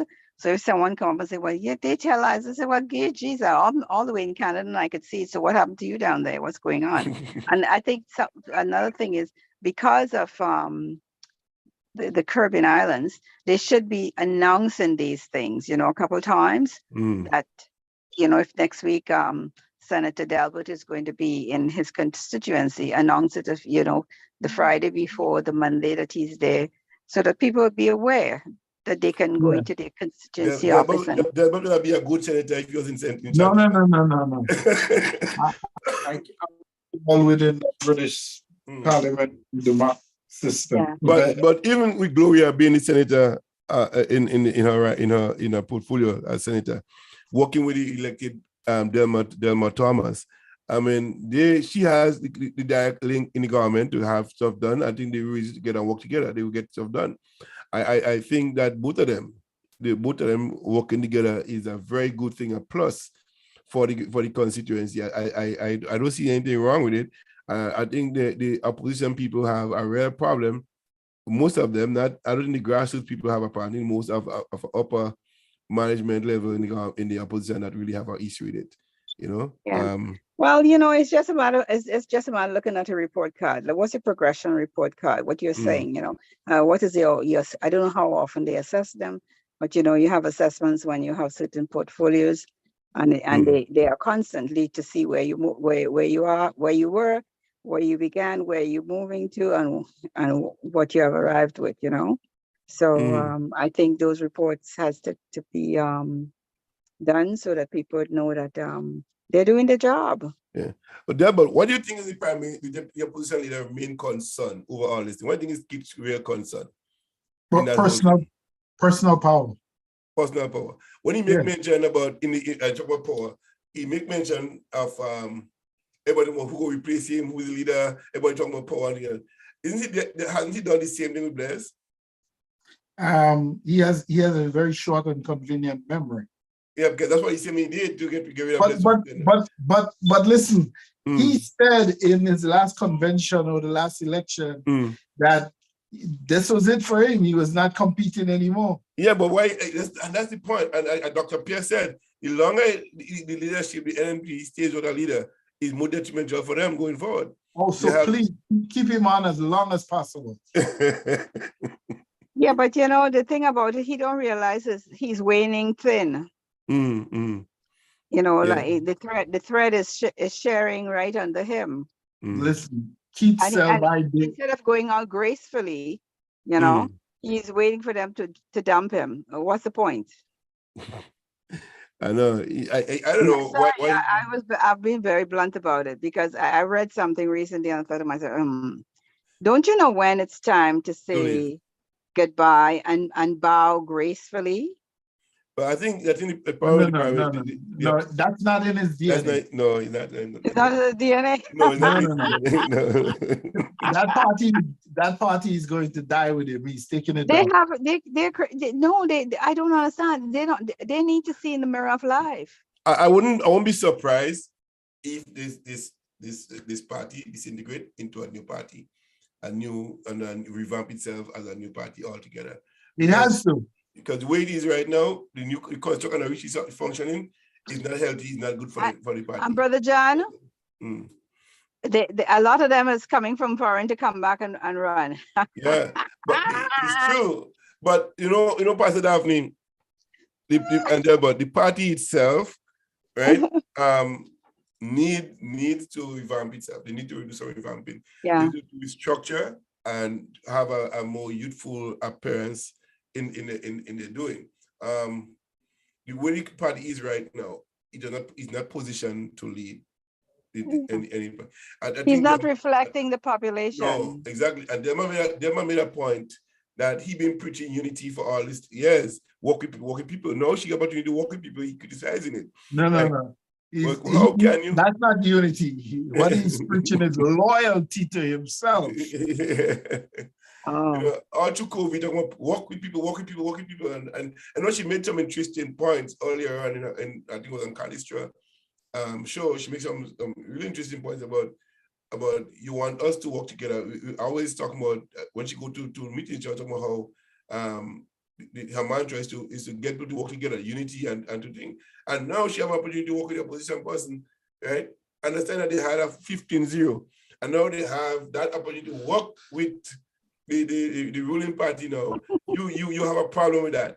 You know what I'm saying? She didn't consult you, she didn't tell you anything. Like, you gave the green light before to work with people, to work together for the better good of Grenada. That's what he was saying all through COVID. But now here she is. Brother John, She did not mention his name. Oh. He wants to be relevant. Okay. Exactly. You want to be, yeah, she spoke to me about it and we agreed. So yes, give her the green light. You want to say yes, give her the green light to go. Exactly. But you really did in his utterances before that we should work together as Grenadians for one common. That's what he been preaching. That's what that about. All through COVID. He been preaching that. And so she just take the opportunity come and she took it. What is the problem? Really, Mr. Opposition Leader? I think it's time. I think Dr. Pierre report has really come full circle, and they need to change the leader before find a new leader before time's up. I think I look at him the other day and I thought to myself, come on, brother. It's about time you say goodbye, gracefully, bow out nicely, so that people will come and wave the flag and say, "Amen. We thank you so much for the time you spent with us." But I think that he believed that they would have won the next election, that last election. He had every confidence that they were winning, and the grift was going to continue. Yes, and that didn't happen. So how old is he now? 70 or 77? 76 or something. 76. Yeah. Oh gosh, man, come on. Yeah. It's not about the age, it's about the time you spent and what you've achieved. And when you look around Grenada to see, for the amount of time you're there, what have you totally and truly achieved? One big airport is not good enough. Well, you know what I mean? He got that gift. That's always been there. And the people who made it happen wasn't even 40 years yet. You know what I mean? You know what I mean? So the people who got it happen, the oldest person at the time was 39 years old. So think about that. Everybody that come after have not, you can't use age because people who came 79 to 83 was young people, involved in the process of. And that he needs to reflect. He needs to go back and go back, they say roll back the curtains and realize that it was the youth, the young people that really pushed him. Yes. And if he looks in that mirror of life, then he would understand that it's time for him to bow out and give someone an opportunity.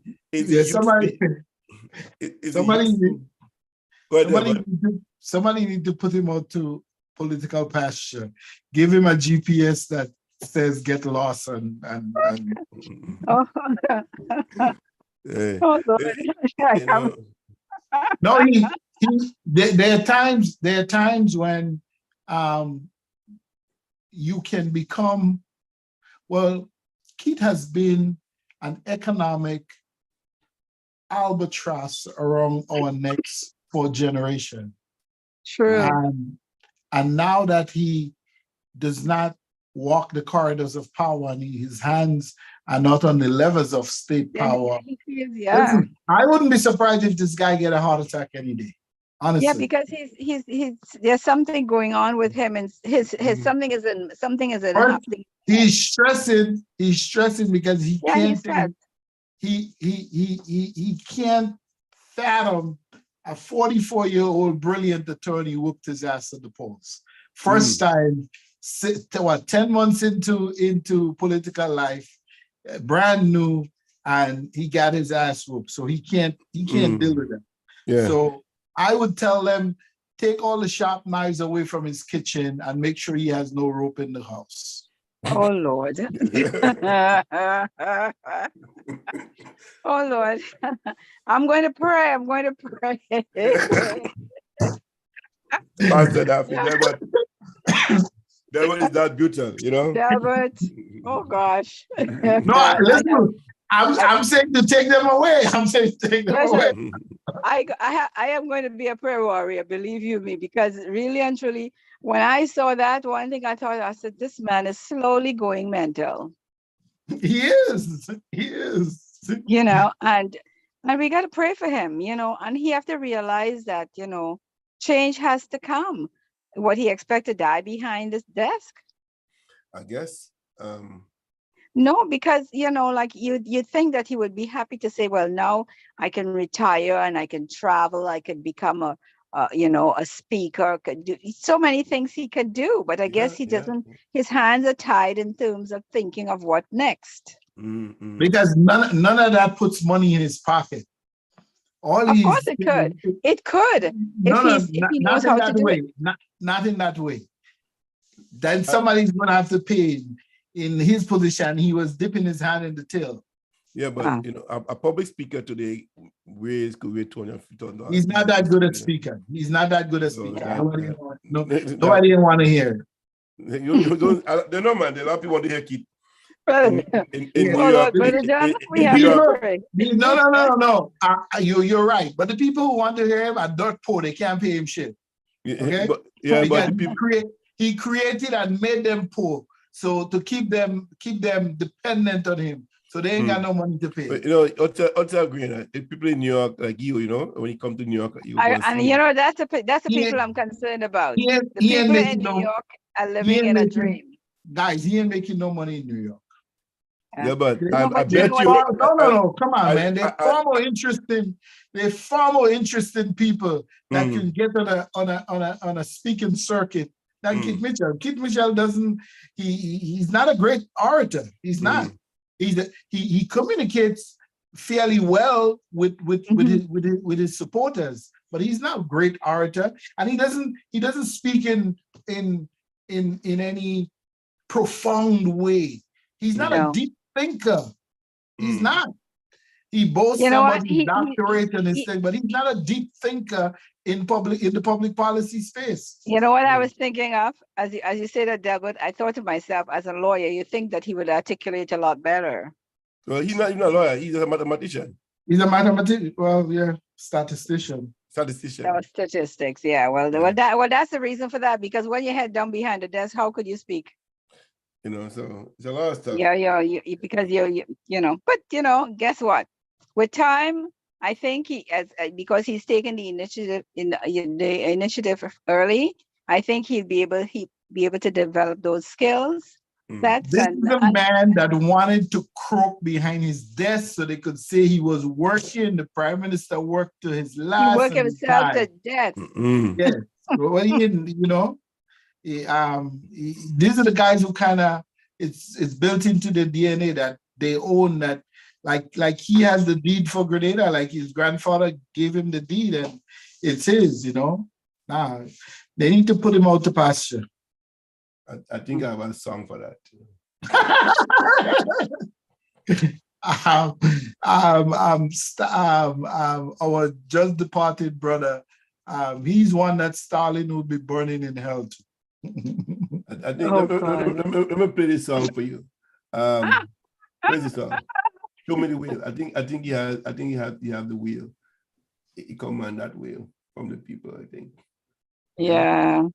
So It's pretty sad though. It's very sad. Here's the song.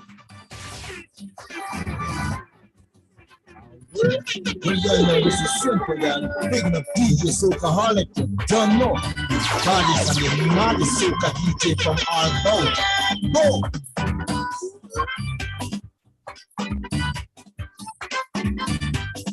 You say you want person, this piece has my time. Unless you find one, it can never hands. Well, if come a honey, it's your private property. I can't disagree with your policy. Just show me the will you get from your father. That's your understand. That you own Grenada. Show me the will you get back. And for our still, I want to see the title. It could be yours. Country, and we just don't know. Pick them up on the registry, take it out and show. Show me the will you get from your father. That's the understand.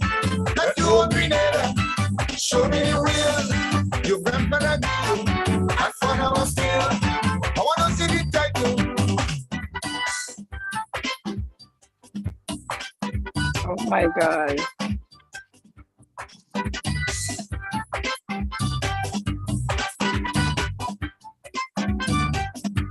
Control the joint slots into foreign hands. Can't live in the island. Famous from that man. For marrying resources, you, if that's how it do. But if they belong to you, nothing I could do. Just show me the will you get from your father. That's the understand. That you own Grenada. Show me the will your grandfather give you. And for our still, I want to see the title. It could be yours, country, and we just don't know. Be favor from the registry, take it out and show. Show me the will you get from your father. That's the understand. Show me the will. Oh my God. Grandfather give you. And for our still, I want to see the title.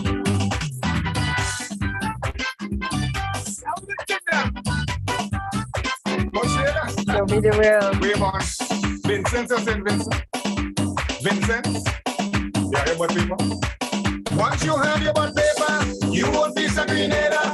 Once you have your butt paper, you won't be a Grenada. I say if you have it, take it out and wave it. Oh yes, if you have it, take it out and wave it. Once you never string baby here, you won't be salad. So when the ball head or rasta, Right. all of us belong. Once you never string baby here, you won't be salad. So when the ball head or rasta, all of us belong. Brother John, when? I forget. Too much. When did he say that his father had given him a will for Grenada? No, serious. This is serious, you know. But you carry the thing that you did, but what am I honey? Like You you escape. when the matches was up and said, you have this land. He had to live down with Ethiopia come. So show me Oh the God. will you get from your father. That's the understand. That you own Grenada. Show me the will. Your Oh grandfather Lord. Understand. I want to see the title. It could be yours, this country, and we just don't know. the paper from the registry. Take it out and show. Show me the will you get from your father. Yeah, show me the will. Brother John, is that a 2023 song? No, that was way back in 2007 or something like that. Yeah. 2007? Yeah, the But Black he didn't Wizard. even so what happened to the message? He didn't catch on the message. Yeah. No. No, he didn't get it. He didn't get it. You know, the Yeah, guy, man. Oh God. Mm. you know, Black Wizard sing this song. A lot of people will probably never pay attention in depth. But first, when I first heard this, I said, my God, Kit Mitchell going to sack this guy wherever he is. This guy dropped this on him really hot, you know. That's this a bomb there, you know what I mean? Yeah, that's a real piece. I think Black Yeah, Wizard but he always should have paid deliver. attention to that from since that time, because when Calypsonians sing about you and Mm. singers sing about you, you gotta take stock because something real wrong. Yeah, That's yeah, true, though. That's true. yeah. Once you get a song, you're on your way out. Yeah. I mean, Yeah, that was long coming. I mean, I think what happened is that the old NDC didn't really pick up and the pace fast enough. I think that with the infighting there, but the thing that happened there created the problem. Because I think in 2008, people was expecting that to stay, you know, and then Yeah. within that same 5-year period, they disintegrated, yeah, and a lot of problem was created and stuff like that. So now you have a unified party that is doing what is expected of them, and I could see a lot of the stuff that's being done is revolutionary in nature, yeah. The town hall meetings, the yeah, consultations, those are good. those things are key, I always you look know, to see what they're doing, because you know. they every day you could look every other day they've got something out there. But the thing is, I mean, come on, he should have seen this thing coming from since that time. Look how long this man sing Calypso, and when people sing about you, Mm. it's a serious thing, because people Yeah. don't forget those things. No. And the thing about it is, he seems not to pay attention to the fact that he lost. He lost the I mean election. that I think in anything I think he says this election cycle that hurt him bad. I think it hurt him bad because he didn't expect Deacon with a new just less than 1 year in politics was able to No win. man, listen, the man had But the man had his eyes set on some money. Okay, that's it. Yeah. It is never. No, but It is never about anything else. It's always about the grift. Yeah, about himself. Yeah. Yeah, but the thing about it, he should realize that if you're going for another election and you don't have something on your platform that's really reliable and viable, expect the unexpected, but don't go. And now like he's a case right now, because he said that he's now mopping sorrows, and that's pretty sad. It's like when I listened to this last thing with this woman, I thought to myself, doesn't this prime minister realize that that his time is over? And I mean, the opposition leader now. But he's not accepting it. I mean, he's singing his song. Today, last night, I listened to a parliamentary opening and some other people and stuff like that, and he trying to correct them how it should be done. Them guys young, they'll make some mistakes, you know what I mean? Give them that, And I think they can say, we're about to address that too. But he the grandfather, and trying to teach them some of the tricks. But grandfather is not in parliament. He sit down in a nice rocking chair. He has nothing to offer Grenada. Nothing. Absolutely nothing. And anybody, he's the wrong person to learn from. What they're going to learn from? Selling the prime minister's plane that disappeared, and we don't know what happened to the plane and the money. But the man say he's not responsible for that.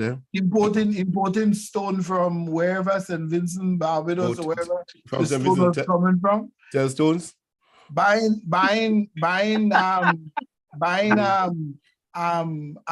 used electrical generators and charging the government as if it was new ones. Okay.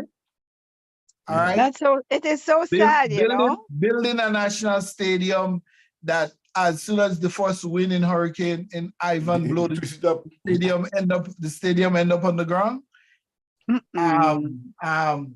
Using the marketing board as his personal piggy bank.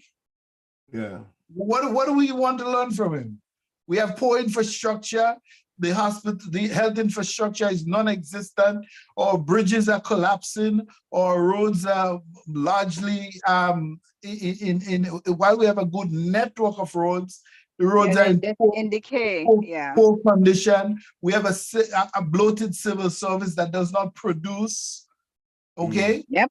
What and you have to address that, because when you're civil, the economies in the old parishes have collapsed. You know something, Delbert? I'm glad I made that point.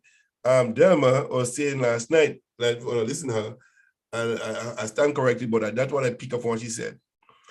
You know, a lot of people say, well, the new government send people home, right? And she could go anybody around that and say, yes, they did. They get rid of people. She said some of the people was on contract and it came to an end. You know what I mean? So when they say yes, they get home, yes, they went home, but the contract ended and the government had important to reinstate it.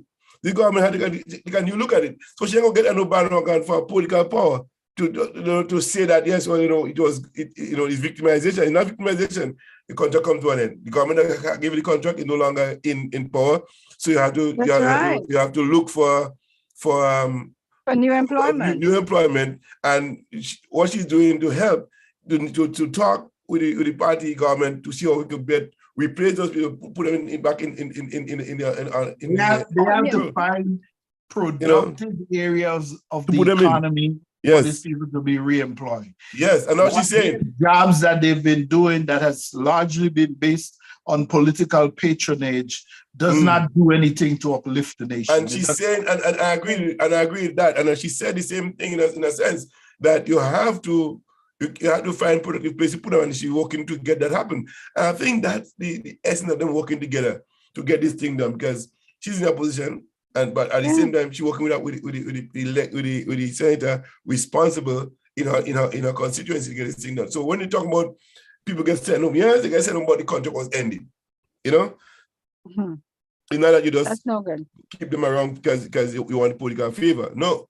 You say and not only that, and at the same time, with the reassessment of the old jobs, you have to look at your young population that's out of university and need jobs, and see where you can match them with someone so that you have a mentor, on the job. So all of those things have to be done, because you just can't just take them and spill them back into the same system. That will make no sense, because then you're really looking at the same old system, So you have to get new blood in, and a few of those who are there who could help to mentor you, and you have to really check them out to really see who can do it. Most of the contract workers a lot of them wasn't like. If you look at what the report said, in many cases, they was not really fulfilling the mandate and the contract. Man get a contract here to fix up this, and he gives somewhere else to go, he get the money, and he goes somewhere else.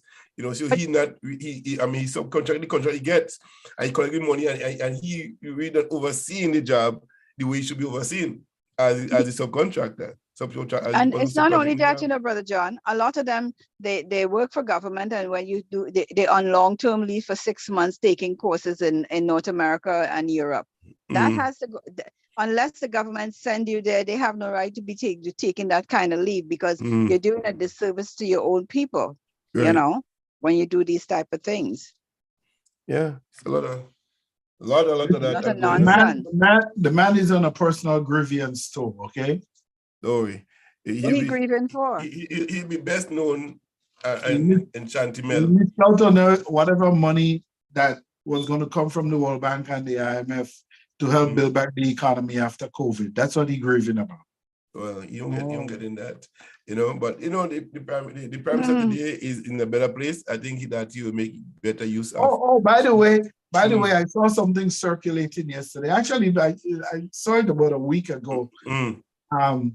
About his candidate in the Northeast, who was a police officer here in New York City.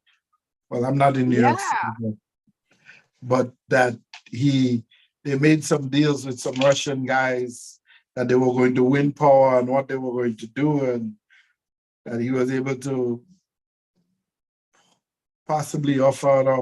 allegedly offered up substantial money for the campaign, and now he did not win, and the government did not win. And they want the money back. The Russian man wants his money back. Because he's not getting what he's supposed to get out of the deal. Well, one of the things that is said too, that we never really had career diplomats, to be ambassadors and stuff. I think the training and preparation that is in place now to have good accountability where Yes, you have to those be people are accountable. concerned. And to have persons involved in representing the country for what it worth. You know, I think they need probably in those embassies a trade ambassador as well, someone who could negotiate well for Grenada. So we need people that is carry-minded. I think that's something that should be done at TAMCC, you know, the SGU to have those things. A political science class course Yeah. there with specialization. That's in important, international yes. relations. So we could have better people better placed in representing Grenada, you know, so they have a better understanding of the economy, the politics of Grenada, and so on, you know. And we need to establish. They need to know the country. They need to know why they're there. And we need to establish official relationship at the ambassador level at different countries like Brazil, like India, like Malaysia, like South Africa, like, you know, Ghana. Yes. We need to have relations on the continent. Yes, yeah. It's important. Yeah, you know what baffles me, and the assessment also. You know, Delbert, they must have an annual assessment of their employees. You can't just have an assessment. You can't just win the seat and there's no assessment for you.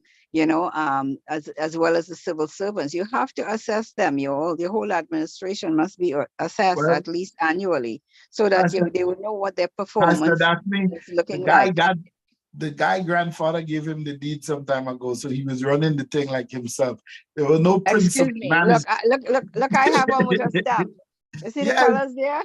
Exactly. There were no management principles. Is whatever was to his fancy. If he get up and he feel like you don't run a country on that. That don't make no sense. You want to build a community center in a parish because he think his support is strong there, he do it. If you know you're going to get 5 votes, they build a piece of concrete road there. That's how they ran. That's how you ran Grenada. No, you can't run a government like that. You can't run it. Listen, my old grandfather is long gone, and he was a politician. And listen to me. I sat down in my home, and he see the lights at my mom's house, and I sleep at my grandfather's house, and see the late nights that these men spend putting together, you know, strategies, how to do things. Like he was an auditor, you know, and he worked with Texaco and British Petroleum. So, and then also became one of Trinidad's first councillors. So, I mean, when you see the thing, and he reminded me, he says, learn from me, because guess what? If one day you want to get there, you have to realize how responsible you have to be in this position, that nobody could turn back and say that you did not. You understand? So I don't understand why all this stupidness is going on and why he can't accept what's going on. The Bible says, give strong drink to a man that's disturbed. Listen, let me tell you what, you know what would shut up Keith right now? The Prime Minister goes to cabinet, not to cabinet, to Parliament, and announce that they are going to set up a commission to investigate. Of inquiry for the last 20 years in Grenada. Exactly. And that's all you have to say. And that he's asking the Commonwealth, the United Nations, the Canadian Agency for I forget, there's an agency in Canada for that. There's one in Britain called the Agency for Investigative Overseas Services. But I think it's with the IMF. So you set up a commission. International Monetary Fund. In Canada, does that. A 5-man commission with 3 non-Grenadians, 1 American, 1 Canadian, 1 British, and 2 people from the Caribbean, whether they're from Grenada or from. Yeah, two independents. You get impartiality. Yes. Then the Prime Minister announced that. And after you do that, they have to put Keith on suicide watch. Well, we don't want him to do that. We need him to say, you know, listen, I you know, like the song says, and now what it says, there's a song, you know, and now the something is something, and You know, you're going to Oh, I bounce. think I know that song. Now the time has come or something.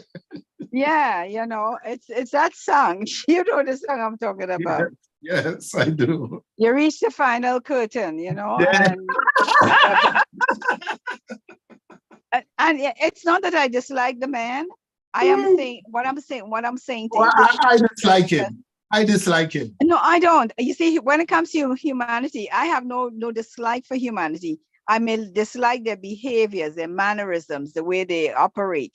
But the thing about it is the common sense that they should have and do not exhibit it, especially in a situation where you've got a young, astute man that can run this country, and you're already set in your 70s. He's older than a little older than I am. So guess what? I am happy to have a young man running the country. So you know very well it's in good hands. But instead of saying, you know, well done, young man, and I'm here to let the world know that, you know, what I see in you is worth, you know, is priceless. He wouldn't Instead of fighting to stick around. What do you want to stick around for? He want to run for the next election still. Trust me. What for? Well, I heard them in New York talking about it. I think what was in a ride along or read along yeah, or right along. program. Yeah. One of them. I mean, why you all pushing the man to you know, to fall behind the desk the first day they announce him as, you know, if he becomes any prime minister, you know, because once he probably just want that to say to bow out gracefully. Yeah, you understand? It'll be Because had he weekend. known this, huh? It will be weekend at Bernie's Grenada edition. They will have to prop him up behind the desk. Well, I don't personally. I don't think the Heat will be able to survive an internal party structure again. I think they also right now. No, he'll survive. I'll tell you why he'll survive. No, he won't. No, let me tell you why he'll survive. One of the things that he has been masterful at is getting everybody's hands dirty and soiled in some form of corruption or the other. Ouch. Look at KB. All right. And by doing that, he's ready to use that against the. I was about to say, because he can point a finger at you. But look, Delbert, given the present concept of NMP right now, they want him to leave. Yeah. I want him to stay because the longer he stays, they want him to leave. They want him to leave. And look at KB was on the show with Sheldon Scott last time, you know, and he was talking about the corruption, about using the government platforms to ministry and to funnel cash, you know, and you all kind of message that you're sending. So right away, you know, KB not supporting that kind of attitude, and that wouldn't go no right. So the entire structure from within would not support that, and you could tell. Some of the Delma Thomases and the others around him, they're not going to support him for next term. No, there's too many conflicts of interest. Yeah, they won't support him. Things that probably didn't know, they get to know now that happening within that they were doing this nonsense. Yeah, so right now, but that's not the large majority of the people who vote on leadership is at the convention, is the general membership. Yeah, but I think that's what they do. That same leadership around him will work the delegate team who come to the convention as well. He will have a hard task. Do you know that in 1989, right, he had a very hard task in convincing the majority of people in the party to swing with him. You understand? So even the rally held in Simon was a failure, a miserable fail. You know, wow. I work with him through KB to help mobilize people for that rally. Right? We did our best. But people was not ready for that kind of transition again. Because we just came out of 1983, people were seeing that this is an internal revolution again. This power struggle thing. They want people out of that. You understand? So that was a problem. And from since then, that same control he has on people, I think that had dissipated now within the party structure that he has. You don't have that support again. You go back right back to the 1989 structure where he now is on the other end of like Mr. Blaise was. He go right back there now. I tell you, the man is on his personal grievance tour. Yeah. Look at me. I did so much. Please feel sorry for me too. He's on. Please feel sorry for me too. Well, that is okay. Let me play this other song for you. About you, this one here. This one. This the other one.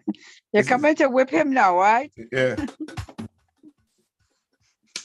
I won the game 3 times. DJ Socahollic, don't know. Bodies and the maddest soca Listen, I am making fun. And this time I am speaking in tongues. Oh Lord. Sorry, brother John.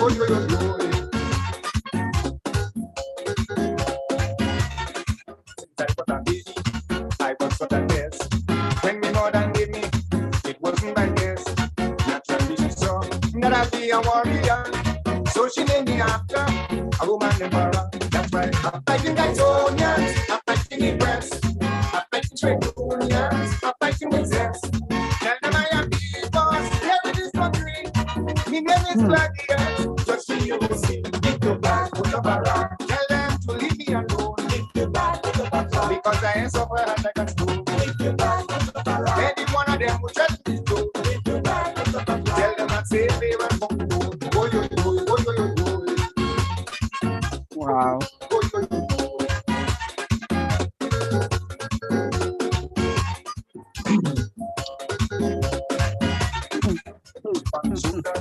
Since I quit school, they call you Chester. You just been a fool. Since I'm 79, all of them really have a time. All of that is fine. Just don't cross the line. I fight you with scholars, I fight you with priests, I fight you with teachers, I fight you with peace. Tell them I am just so you will see. If you back, put up around. Tell them please don't get me mad. If you back, put up around. Cause I just like my saying Trinidad. If you back, put up around. Anytime at all I get in a rage. If you back, put up around. I'm beating a lion inside a cage. Oh God. Hey, brother John. That is what you call bacchanal. Unreal. Whether he's RMC, the area among gang, history must record me as the baddest man. I'm fighting with lawyers, I'm fighting with judges, I'm fighting bus drivers, so tell them don't budge. Tell them I am the boss here in this country. My name is Gladius. And the basic was the one tell them that I struggle. Why tell them I'm better than the list? Tell them I am the one. And I'm better than the Sharon.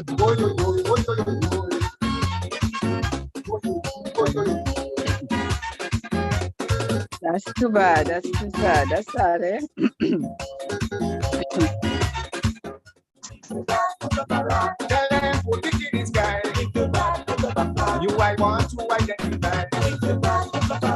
Tell them I'm the man in charge. And I ain't taking no sabotage. If they only touch me at all, they ran got to hold a belly and ball. Tell them I ain't give a damn. And tell them I was an Taliban. Oh, yo, yo, oh, yo, yo, yo.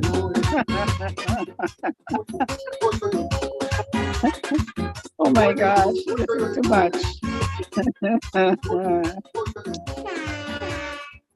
Yes,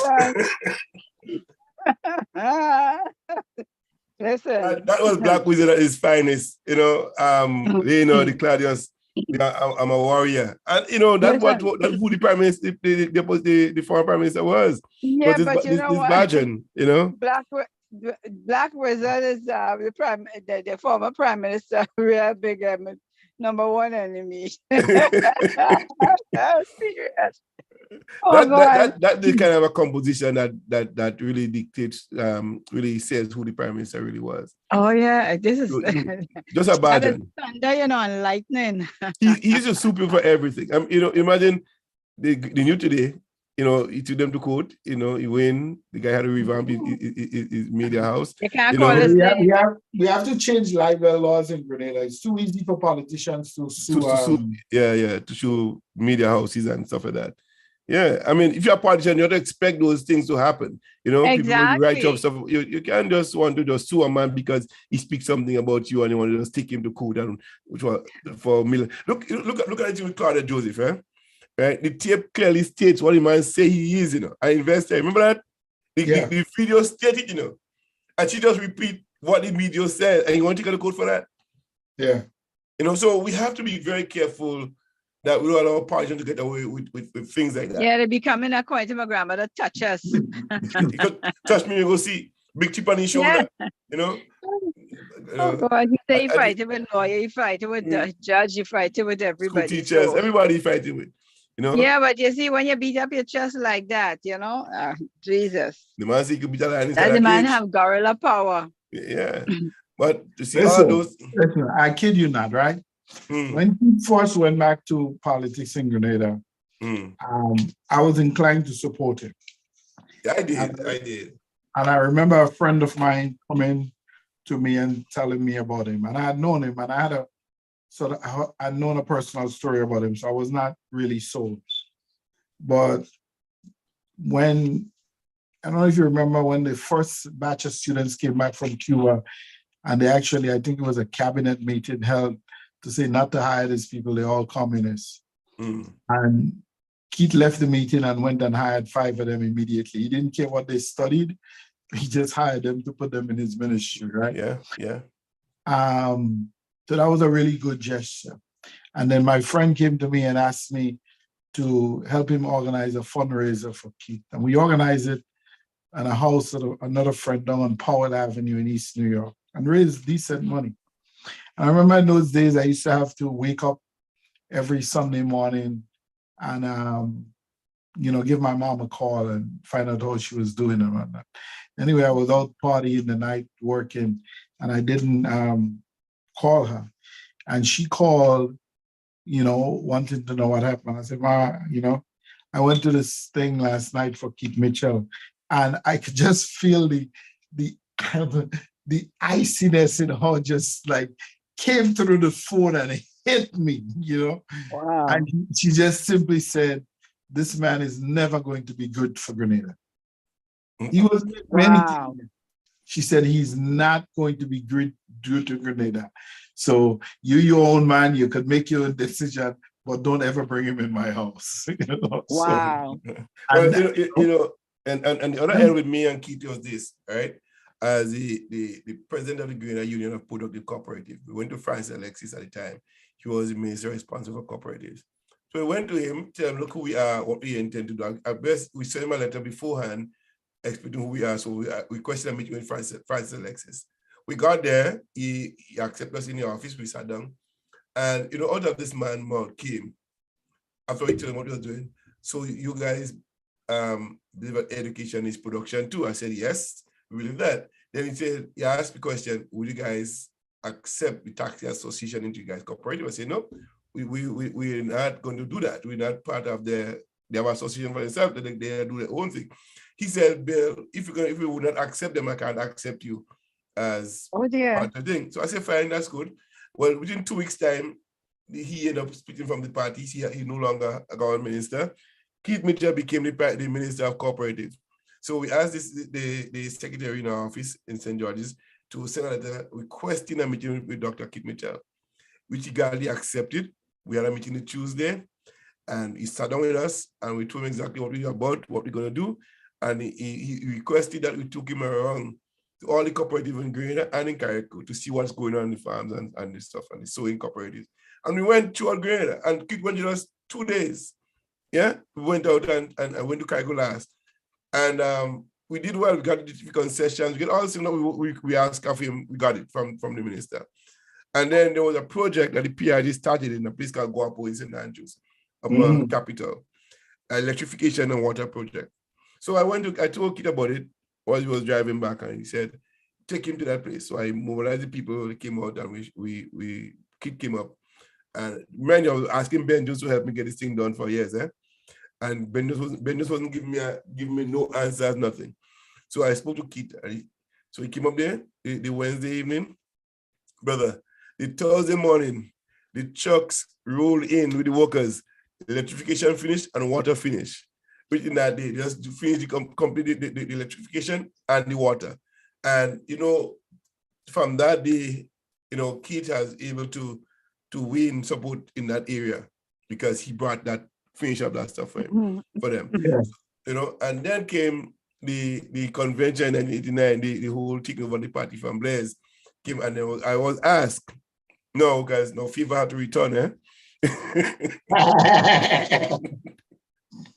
Wow. So now KB called me and asked me to help me and Francis Baldwin to help mobilize people to come out to that rally in Simon. Well, the rally came off, but it wasn't a success because the trucks, I still have pictures somewhere in my drawer in a box somewhere. The rally was a real failure. It didn't really meet the masses, and the masses wasn't ready for that kind of engagement anymore for a long time. Because that was kind of a new to our people, this parliamentary thing and this party thing, and then coming out of 1983, you know, you have just 6 years later, you know, you have this thing happening, and people didn't really ready for that. So that was a failure. But however, the party split, and he had the new National Party and Blaise had the National Party, TNP, and TNP remained the National Party under Blaise. We didn't live long after that, and Keith Mitchell run with NNP, and it became that party that served the longest in Grenada under his leadership. But you know, when you wishful things to live long and not effective, that is what happened with the Keith Mitchell administration. They live long but wasn't effective, and we have that happening. So you have where certain people might do well, and then the rest of the did not do well. I think that is the saddest part about the long living without effectiveness. I think that happened with kids. Yeah, live long, no effectiveness. Oh, So that man. But I hoping that there will be some changes within that structure in due time, and that the new policies for the government opposition party to really revamp themselves and to have an honest conversation in parliament, because that's what the system we have. So let that work and let people be engaged in the process. Go to the parliament and listen and see what's happening. You know, engage people on the ground. You know, through the town hall meetings and stuff like that, and senators and other parliamentarians get involved and working together, get real work done instead of just talking and talk, but no roots. You know, and it has to be inclusive. It has to be very inclusive, you know. It's not just your people, it has to be all everybody. the people. Yes. You know, I really want to see everybody involved in the process. Not some people, because it's not my party, you don't get involved. Do what is best for Grenada, you know, totally. What is best for Grenada. And people must learn to if you're going to a town hall meeting, go with an open mind. You know what I mean? Don't have a pre-agenda, you know, an agenda, you know, a premonition of your agenda. Just go free so that when you get there, you hear what you have to say, and whatever you had in your mind will come up to measure up to what you're hearing. You know what I mean? Well, but always say it's the same 10 people are always negative on Facebook. When but they're very aggressive. But you never see them in the town hall meeting to show up a tangent. The keyboard badges, you know, the keyboardists, they let you make noise on the keyboard. But when you come to the town hall and to raise concern, you'll never see them in town hall meetings. You know, if they come, they remain silent. You know, everybody they come with the lipstick. You know, back home, they hold the lipstick. Yes. I have a friend 1 year, Naz and them, Pranka and us, who came up to New York and they came to Canada. And I have a friend who always talk about them. And we went to the meeting, and when time to speak, I took my shoulder, I say, come on, say something now. He not say nothing. After the thing, he come and I said, no, I don't want to listen to you. You should talk inside. I don't want to hear right now. Because you had an opportunity to ask questions then and there. You don't want to ask questions, but now you want to ask me to ask them. No, it ain't happening. You had to do it inside. No. But I just shut him down, you know, because if you're not going to talk there when you're asked to speak, you didn't ask questions inside. Exactly. You know, this is part of your country too, you know what I mean? Yeah, but he always get a keyboard badge and a behind the screen badge. And so when it time to come to meet those people face to face to speak to them, he wasn't willing to do that. You know what I mean? Because now they will answer you and will ask you for questions. You gotta speak up on your own. You got your own voice, you know. And that's the thing. You have to be able to be committed to the commitment you make. Express yourself. Yes, I agree. The The time is now 2 minutes to the See, 11 o'clock. that would never happen to me. No, I know.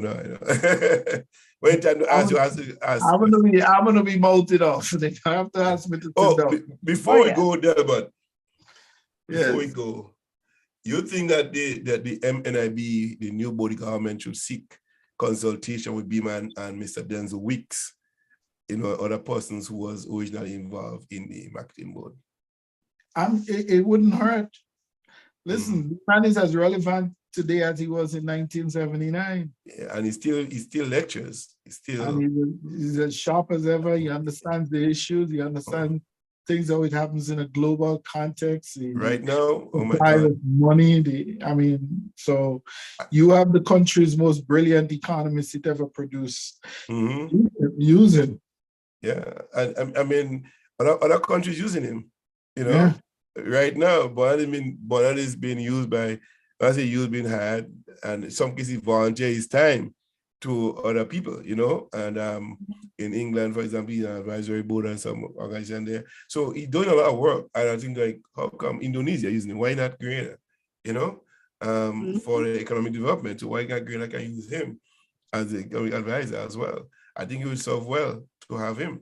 I remember on this show, one of our shows, he make mention that while he was in prison, under the police administration, they came to him and asked him to save $25 million in 24 hours.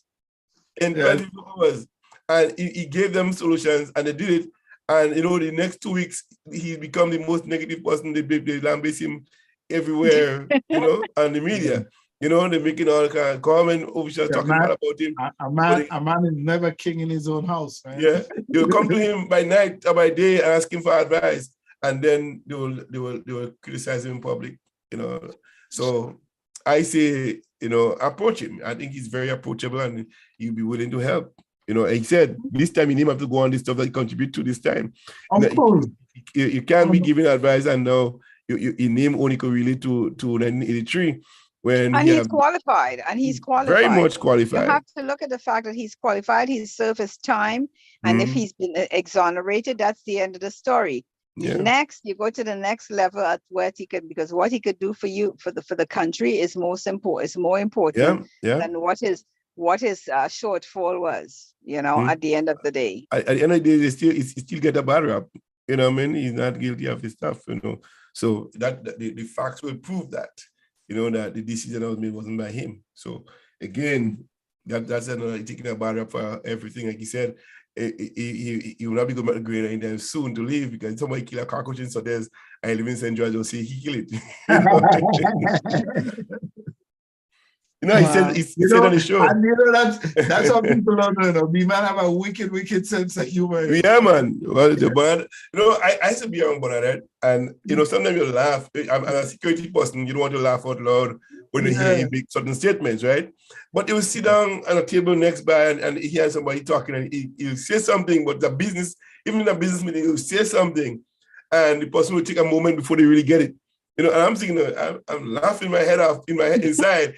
That this person didn't get this thing yet, didn't get the message yet from Bonnet. I'm thinking, like, where have this person been? Like, he just gave you a clue, he just said something to you, and you go silent for a while thinking, oh no, this guy.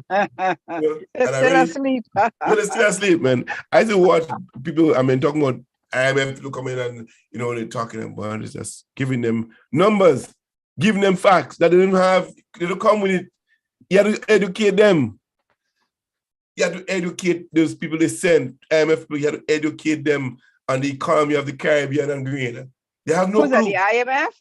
Yes.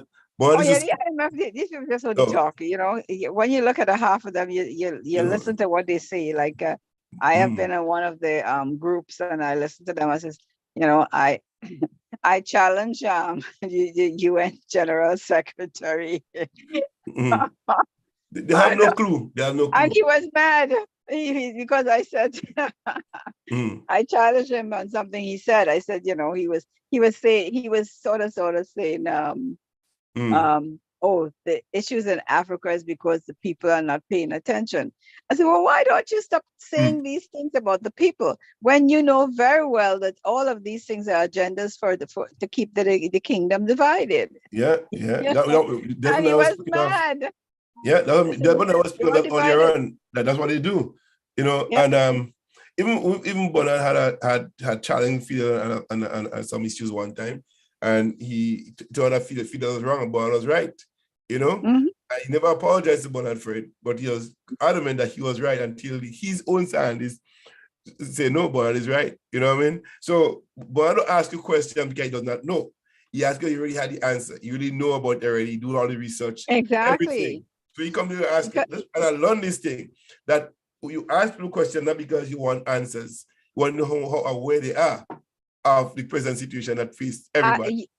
Are they relevant with what they're doing within Yes. their own Yeah. place, their own space? A lot of them are, heads of governments, but they're not relevant and they're not up to par. Yeah, I'm part of our organization and I'm asking questions for certain things right now. Not because I don't know it's gonna happen. I gotta see it coming. I knew it coming. I knew it's gonna happen. And I'm asking them to put some structures in place, and they wouldn't do it. So all I'm saying is that why should you continue organizing that if they're not following? The principles should be governing it. You understand? Yeah, because so at the end of the day, you have to decide if you want to continue with that. And that's forecasting, Brother John. You're forecasting, you know, you're looking ahead. Yeah, and I tell you, because I've been a student and I'm going to be a student of life. And when I sit down intelligent people, I keep my mouth shut and learn to listen from them. Listen. You know? And then you gather your information, you go do the research for yourself afterwards, and you got more information compound to what you get already from that intelligent group of people, and pull more resources from elsewhere and put it together and say, okay, let me ask this question because now I know what this is. Let me ask them if they know. Not that I don't know. I'm not asking not to know now. I'm asking to know how aware are you about that situation. You understand? So even in my household, and I said, if I don't ask something, doesn't mean I don't know. If I don't say something, doesn't mean I don't know. It's happening. You know, I see it, and sometimes I don't think it's necessary to raise a question about it. I just leave it, let it go. Right? In government, the same thing and stuff like sometimes just let things slide. I ask questions, yes answers you're looking for. And if you don't get the yes answers, you know that they have no clue. You understand? Yeah, because there comes a time when you have to ask the question because it's been sitting on the edge of the rug or under the rug, but nobody wants to pull it out. We had a song one time. I think you remember this one. You call what's the name of the song again, boy? I'm trying to remember the song name. It was to deal with Nicholas Brophy.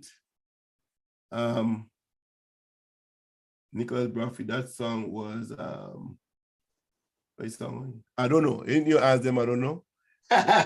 remember that song? That sounded exactly like it. I'll try to see if I have it here. It's a song that any you ask them, I don't know. Everything you ask them, anything you ask them. I don't know. My gosh, that drives me crazy when I meet people who are supposed to know. Yes. Anything you ask them, I don't know. What's the biggest problem? I don't know. Who deport St. Louis? I don't know. So who you expect to know? Yeah, you know, I thought that was masterly put together by Black Wizard again. You know, let me see if I find this song here. Just put it, I don't know. You know the way the internet is now, you only have to put 2 words in and you see all the things that yes. Things that you don't even realize is out there. I know. It's really a nice piece. I think that's it here. Yeah, here it comes. Hear the song. And, I'm gonna be laughing all through it. Here is it. No. Oh, let me get the song. That's not the right one? That's it now. Okay, I got it okay first before I think. Yeah. I don't know.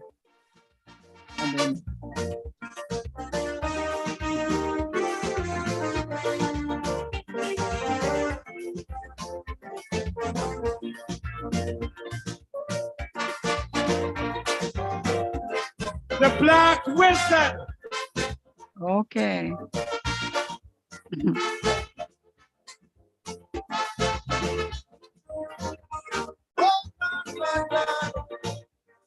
The man was a good teacher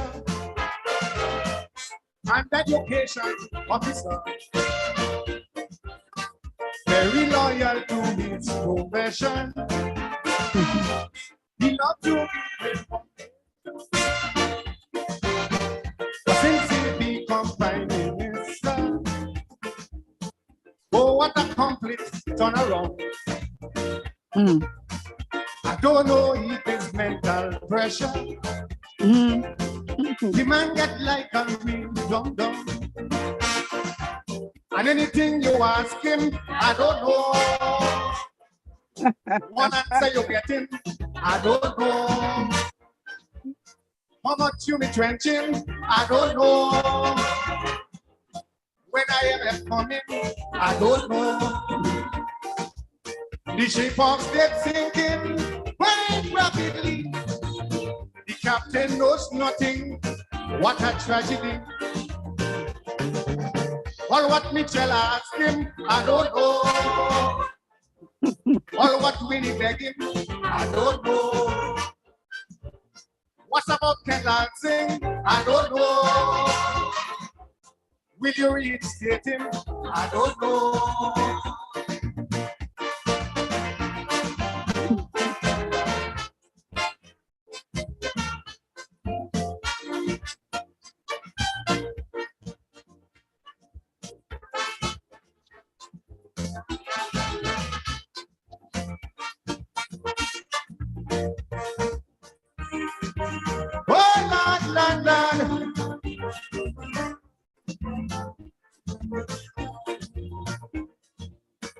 After the PRG government,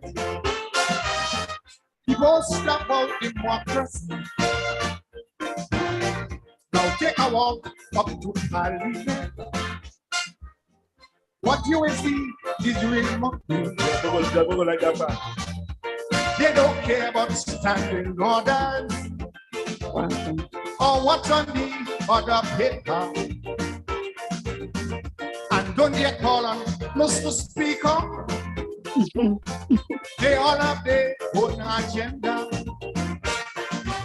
And anything you ask them, I don't know. Don't care what's the problem, I don't know.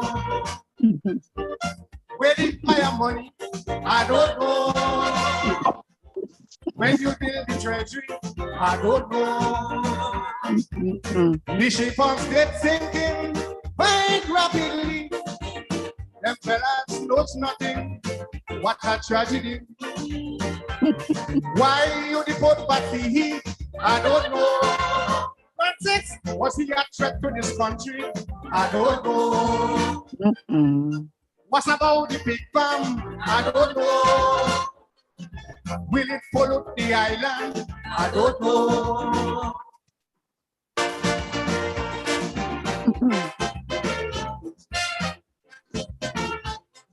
You don't know.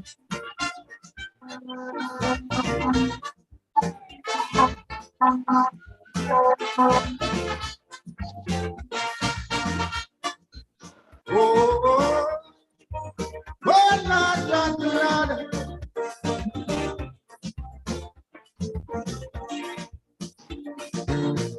When they campaigning for elections, you could hear them shouting aloud. Under our administration, the people's voices must be heard. But everywhere the people want, they have them farmers shedding tears.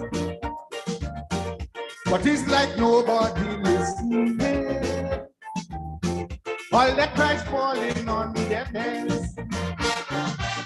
And anything you ask them, I don't know. Don't care what's the problem. Why you report vaccine? I don't know. Tell me. Why you sell out NCB? I don't know. The ship of state sinking quite rapidly. The captain knows nothing. What a tragedy. His embassy splitting. I don't know. I hear there is fighting. I don't know. What about St. Louis? I don't know.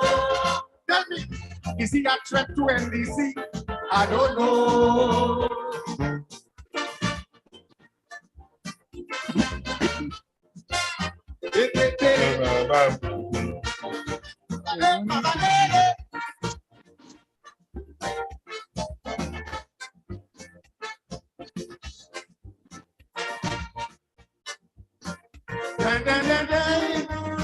Oh, Lord, Lord, Lord.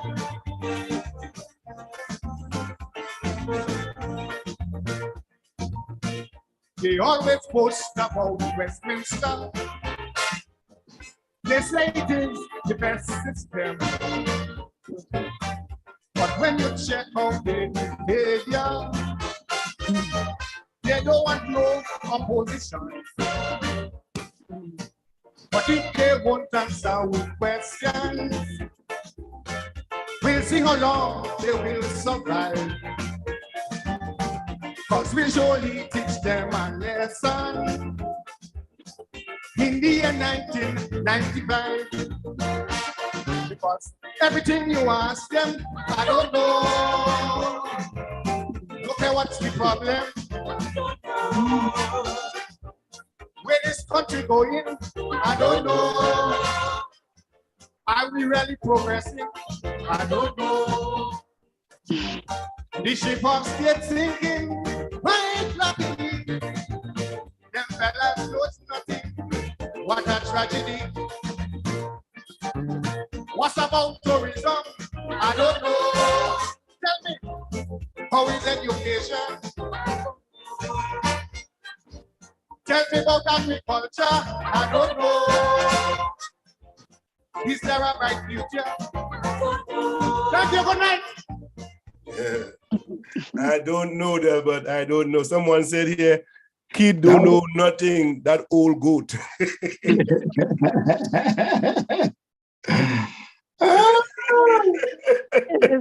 But this is a classic for the night. This is a classic for the night. Monica Mayrose Williams. I know this is a classic for the night. He said, kid don't know nothing. That old goat. I tell you, some graders, I tell you, have some talking about. Yeah, all people could give you a name in no time. I tell you, I think she probably made from Shantimel, probably. I wouldn't be surprised. No, but in that 1994-95 season, Yeah. You ask anything. I've been following the parties then too, right? And anything you ask them, you hear Parliament, and they don't know nothing. Nicholas Bradfield, I don't know. He was not prepared for anything. And the point he was making earlier on is that you have to be able to be prepared to ask questions, to answer questions, ask questions that you already know the answers to, you know. But we must continue to keep those people on point. On their toes. Yes, we can't allow them to just walk away and talk us into oblivion. We have to be able to talk them, to have them answer the tough questions. We can't let them walk away like that. It is people's business, and people must be able to ask them the tough questions. And that's why I like the town hall meeting. And I think during the revolution time, you will have the bureaucrats go into the communities and they have to answer questions from the people. Why this road taking so long to fix? What is the problem? You know, and they have to answer it. You know, and so the onus was on not just on the Prime Minister, but the bureaucrats from the ministry, from the Central Water Commission. They had to go there and answer questions from the people. Why are we not getting water? Not the Prime Minister, no, you know. You responsible for the water. You responsible for the road. You responsible for that. You have to answer. And that's where you have to get accountability in this place. Yes. So all the senators there, but they have to be held accountable too. Put them in, get them out, and then answer questions to the people. That's what you're representing people. Why the farmers don't get proper roads? Why they don't get in the manual? Why they don't get in this and get in that in their constituency? You have to ensure those things happen. Not just the Prime Minister and stuff like that, right? Oh, she's from Mama Can. She lives in Miami. Okay. It's a Jamal lady right there. We are, yeah. She might have them John Jamala roots. Well, she probably part of the Moyaki and small roots and those and them grouping, right? Mama Can is a small community that's really close together. You know, you have a culture. You have to ask them and say, what about the paycheck? They don't know? I don't know too. Yeah. Okay. Yeah. So yeah, Mama Can accountability is important, you know, and it's you know, your credibility is on the line. Yeah, so give the right account, you know, do it right so that, you know, at the end of the day, you know, you did well. You know, you took the position and you follow through with it in every way that's possible, you know. So we just hope that, I hope and pray that all things will go together for them, that they will really get together and do what has to be done. Like today, I saw Jagmeet talking on something that the Prime Minister didn't do in Toronto. Did you see that? I didn't see that one. Oh, all right. He says the Prime Minister miss addressing something, so he's addressing it. Okay. Yeah. I think what has to happen in the political landscape is that we the people have to hold those representatives accountable. But we have to. That's the idea of politics. You have to have them. You can't let them dictate to you what always have to happen. You have to have great accountability and have people that is picking up and taking them to task, not maliciously, but in a very constructive way.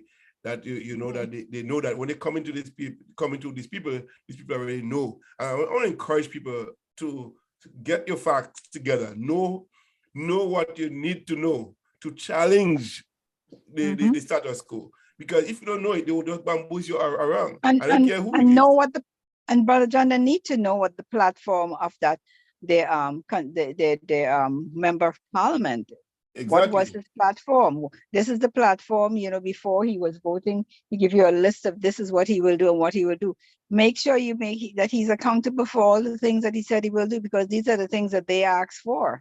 Yeah, and another thing, people shouldn't be just fanfare in government, because, you know, I love the young leader and stuff, but you have to hold all of them accountable for what they say they would do, you know, and make sure that they do it.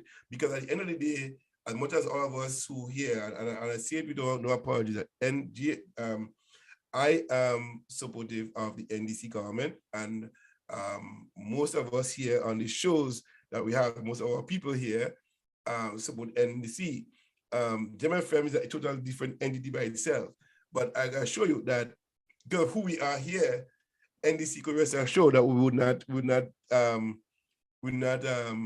go on a negative campaign against them. Anything we say, they're about having criticized heavily for being anti-NDC for a long time, but his criticism was constructive criticism based on where he's coming from, and a lot of people misunderstood that. But at the end of the day, even though he admitted, he apologized for somebody, that wasn't that a wrong thing that he didn't see NDC winning the seat that way they would be won. And it turned out that Dr. Pierre and other persons say it would have happened, it happened. And because he's not a recovering NDC anymore, he's a fully recovered NDC, you know, and he was never, let me say this, Debord never left NDC. He was just not going along with somebody, the so-called nonsense that was happening within the structure, yeah? And for that reason, he was able to be one of the constructive critics of the movement, right? And I said to someone, if they're going to Grenada right now, around the election, then he will not be voting for NMP. He'll be voting for NDC. So concluding concluding that if we need one vote to win the seat, come to make sure they will be coming together to vote that one seat in to make sure that NDC win the election. And that's what that kind of person we are here. You know, so that's NDC, right. where I see other media things, I mean, apart from Ken Jones, we would support NDC full-heartedly, and I make no point in saying something I'm going to say right now. I think Ken Jones was an NMP supporter to the tilt. Yes, I think KB said he was kicked out of the NMP party and stuff like that. Right. So and someone said recently that he's not really an NDC. He was an anti-Kit campaigner. You know, So you do anything to make sure that kid don't return in power by supporting NDC. I do everything in that light, you know. But he has been a very vocal voice for NDC and to ensure that kid don't not return to power. And I think he will do all he can to ensure that kid is buried, not just dead, but buried. You know, and don't have a second term and a third term, a fifth term, a seventh term again in office. And he'll do everything. And I will support that. You know what I mean? Kem Jones run to make sure that doesn't happen. You know, I think it's time that kid sit on the sideline and just rock his life into eternity, you know, and just let the young people run Grenada and just give him a break. You know, you can't hold on to this thing forever. Because I know for sure that the PRG was not planning to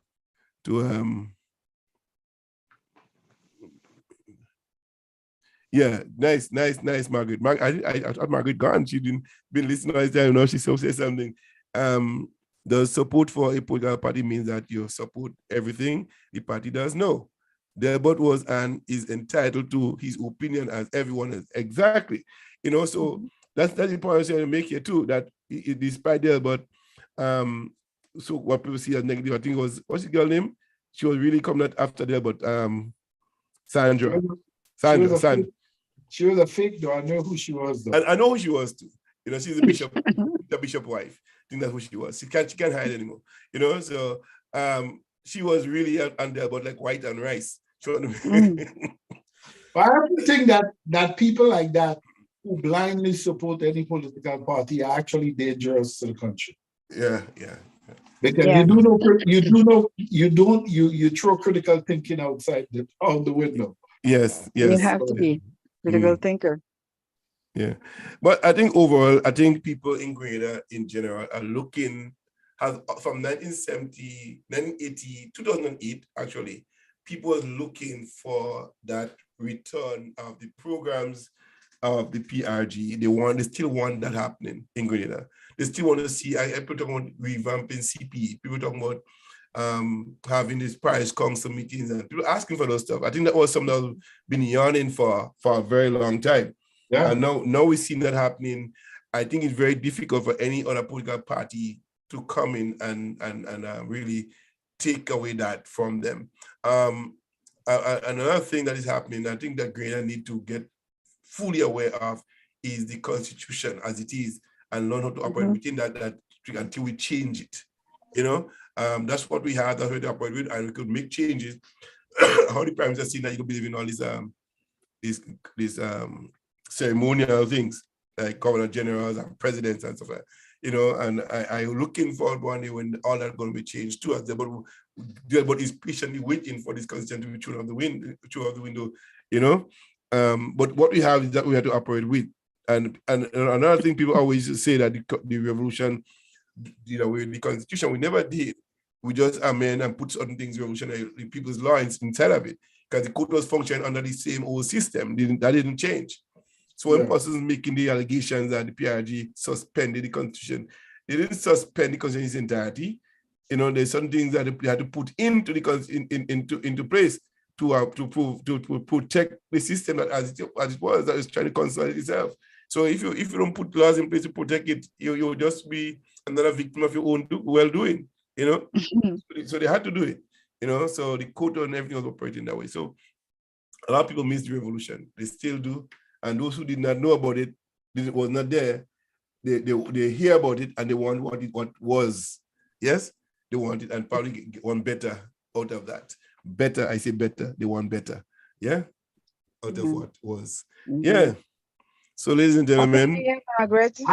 I have never worried about stuff like that. I always remember when I first ran for student government in school, I had pretty much the same approach, you know. If you want the warm and fuzzy guy, vote for the other guy. If you want somebody who's going to fight and defend you, well, I'm your guy. You know, you don't have to like me. You don't need to be my friend. You don't exactly. Just, you know, if you can understand the ideas that I'm advocating for, I'm good. Yeah, I think another thing with that whole students thing, I think the crew, I mean, it's still relevant today to see how progressive we are.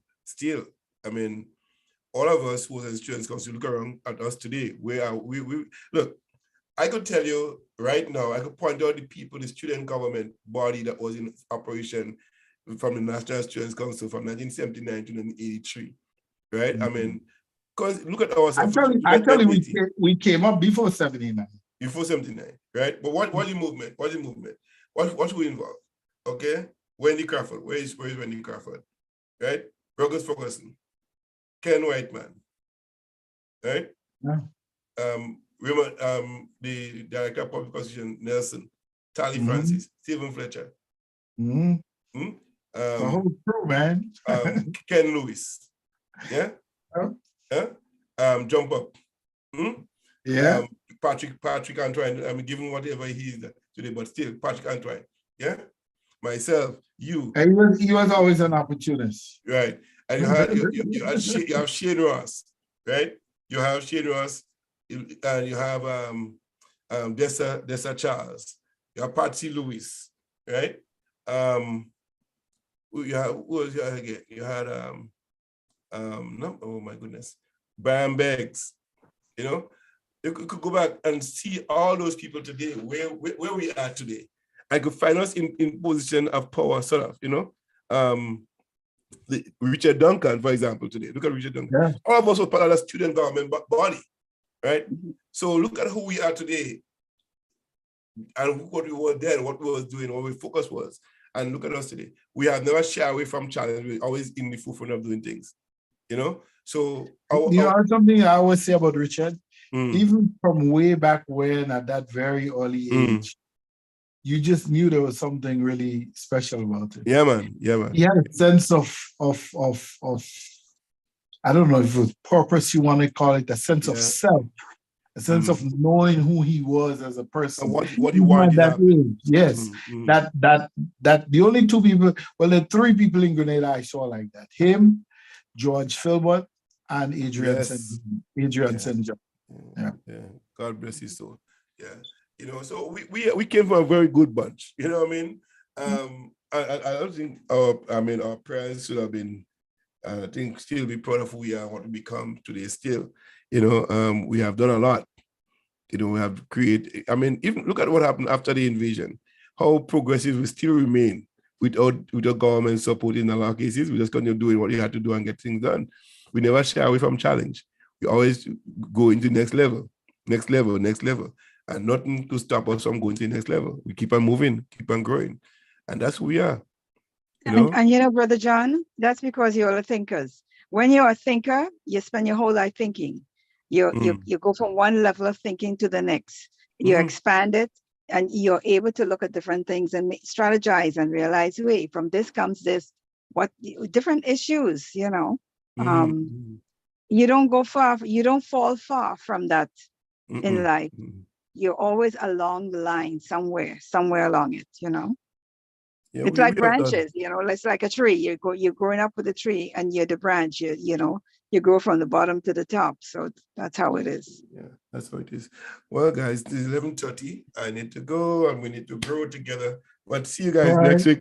Margaret, I hope you can join us next week, Saturday night. The Friday night become like a challenge for me now because of things that happen on work. Margaret, Margaret, who are you voting for next week at the Battle of the Parishes? Are you coming out? You know, I just want you to know, you know, you better join us in St. Patrick's because we are going to win. She's a St. George's person. We are going to join at St. David's, Margaret. I think Margaret's from David's. Margaret is qualified enough to pick whichever parish she wants to support.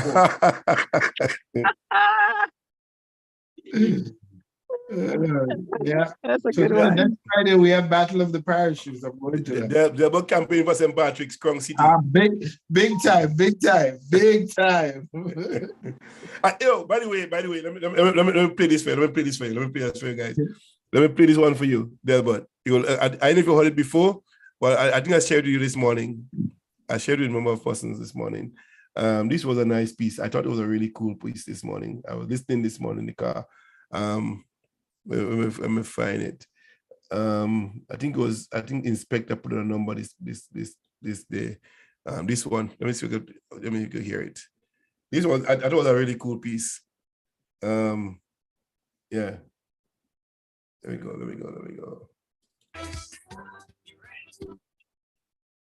The green, the gold, I'm shouting it all.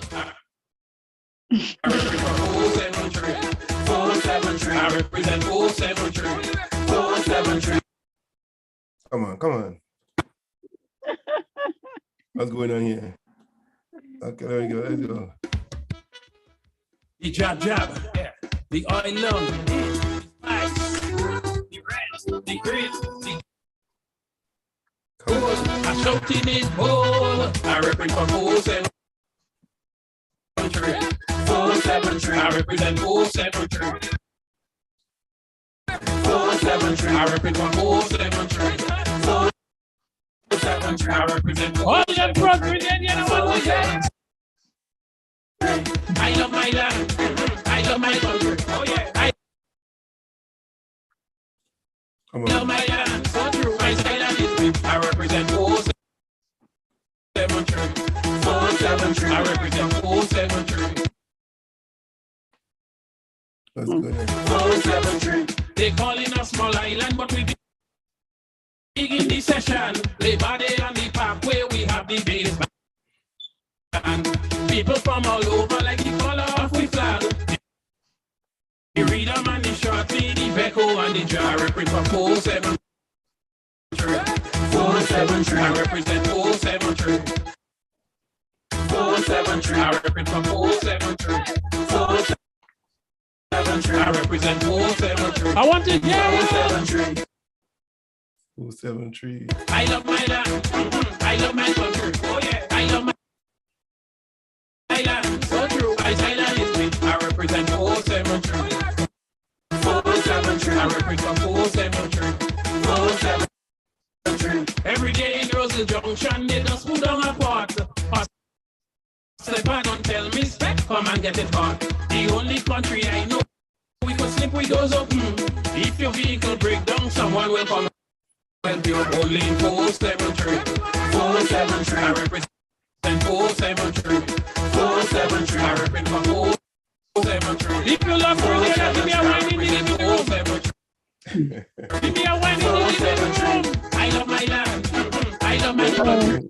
Oh yeah, I love my land. So true. My island is big. I represent 473.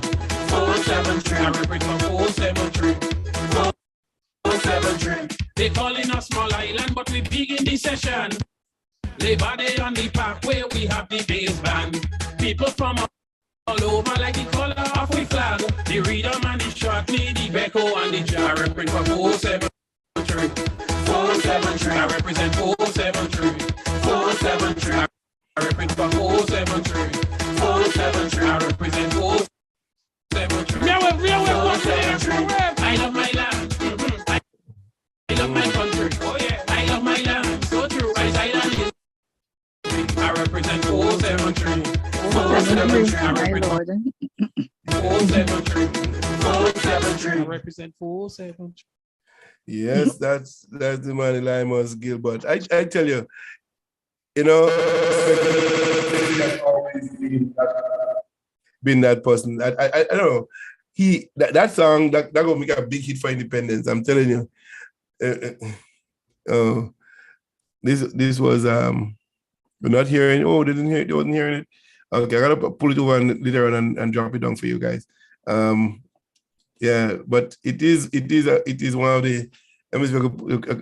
Oh my goodness, Junior George, they have to give me opportunity to pull it up, to download it, and get the people to hear it because it's really, really, really nice. It's really, really nice.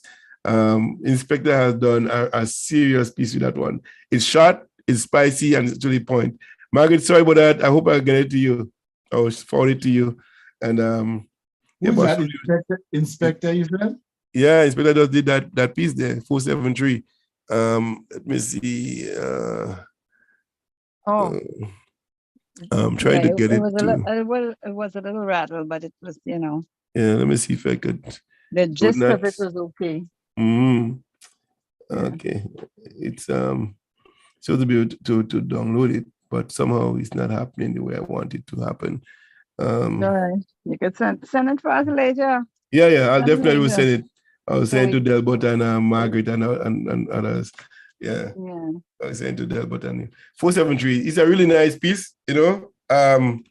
This morning as I was waiting for my wife outside the shopping place, I heard it and I said, wow, Inspector at his best again. You can't stop Uncle. Uncle's still relevant, you know. Yeah, he's still relevant no matter what. You got it. When You got it, got you got it. Yep.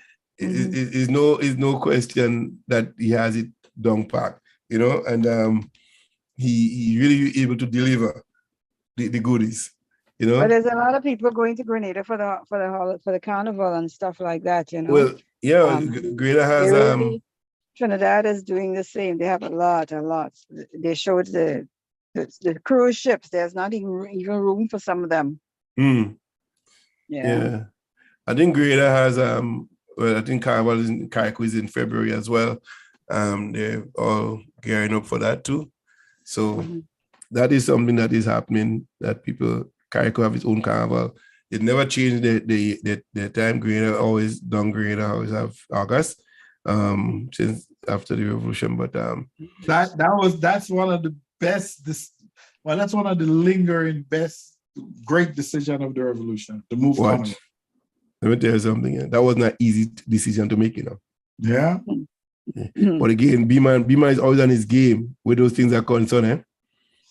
Yeah. It was a really good decision they made. You know, and he had to make that call and present that thing in a nice way for the government to accept it. You know, it wasn't easy because people were thinking, well, it couldn't be done. And look at what happened. You know, I don't know, when Bernard put something together, you don't put something like guess, you know. He already done these studies to present as the Minister of Planning and so on. He had to do all this stuff and he had to know what he's doing. The groundwork. Yes, he didn't just go up and just say, okay, let's do Carnival in August. You know, he had to all this thing well planned out and how the mechanic going to work around that whole thing. And because everybody finished Trinidad Carnival is bigger than Grenada Carnival. You can't have that so close the same year, the same time, the same month. It's not gonna work. You know? So if you want foreigners to come to Grenada from everywhere, do it when nobody has the carnival in the same time. That will create that buzz. And I think that was a big, very, very, very bold decision to make. And it worked out in the end. You know, people will come on vacation in August, you come in, you know? Yeah. Because school over, almost every school on vacation throughout the world, universities, everything, you know? So that's right. Coming down for carnival. Yeah. That's a very good move. Very, very good move. Because you couldn't beat that. That was good. Yeah. Well, folks, time for me to get out of here. You know, I've been sitting for the last. Yeah. Are we meeting early in the morning, Brother John? I don't even know. No, we're not, because I'll be joining Sister Michelle in the morning for 7 o'clock. Oh, good. That's good. I'm just looking at me. I just want next week will be on because Pastor Leon Cornwall is having a very special prayer meeting tomorrow. I think he's transitioning and doing it prayerfully before he make that move. So he's taking everything to the Lord in prayer tomorrow. Amen. With a special group of people, leadership style, and I think he's doing the right thing. You know, that's the way to do it. Forward. Yeah. So set it up before it comes down. Yeah. So that's what he's doing tomorrow. We have a special session tomorrow, prayer session tomorrow with the ministry is concerned. My prayers are with him. Yeah. So we'll skip tomorrow. I'm listen, this was my former boss. You know, he's a guy that I always had a lot of respect for. I'm very, very happy for him. And that last meeting we had, I saw the passion in him because he's a very passionate guy. He's always been. Oh, man. Yeah. He talks from the heart. Yeah, always been. I like that about him. That brother is very passionate about everything he put himself into. If you're not passionate about it, you'll not be doing it. You know? He's like me. I don't like to do things I don't want to do. Yeah, man. And you know somebody wrote back to me and they said, Bogo at his finest again. Yes. He said, that's who he is. Yes, that's the passion the brother have. And when I hear people say that, I say, my goodness, you know, they take him and they go back to him and see, look, that's the kind of person I know he is. I love that. First faith value, eh? And Yeah. he's just gonna be doing his stuff. That's Bogo, yeah, definitely. Yeah. So he did. So I'm happy for him, and I know he's in the right place. His mind and heart is in the right place. His soul is in the right place, because this didn't happen in prison. This happened. He was doing his ministerial work before prison. You know, he's been a young minister at age 17, 18. You know, 15, yeah, in the Methodist Church, and he was a youth leader in the Methodist Church as well. You know. So all of that is part of who he is. That is what he is today. Yes. It just take a while to manifest itself, you know, and then come out. Yeah. Well, you know, you have to go with the stream of the flow that the Lord sent for you. He may not take you there. Some people, he takes them directly to that place because he realizes if he let them even go down the road or around the bend in a river, they ain't coming back. Exactly. But he wants to make sure this one is grounded and rooted. Yeah. Because he's gonna do it right. Yeah. Yes. Well, it was a nice way to spend an evening with you all, even though I said I was so tired and but you know what, my fever went, and so I said, and another friend invited me to a party tonight, and I said, it's her 2 sons, but I said, you know what, I'll catch them during the week and wish them happy birthday. Right. It's just, I didn't want to go out again. It was so cold, and the freezing rain was just too much for me. I didn't even realize it was pouring to that extent until I got out there, and I couldn't turn back, so. It's one of those things, you know. Well, I'm gonna close with this song. Yes. All right. Mr. X, here he comes. But thanks for the company, gentlemen. All right. Have a great evening, morning. It was enjoyable. Thank you again. Yes. All right. Bye-bye. Bye for now. All right. Thanks again, Delbert. Thanks, Pastor Daphne. And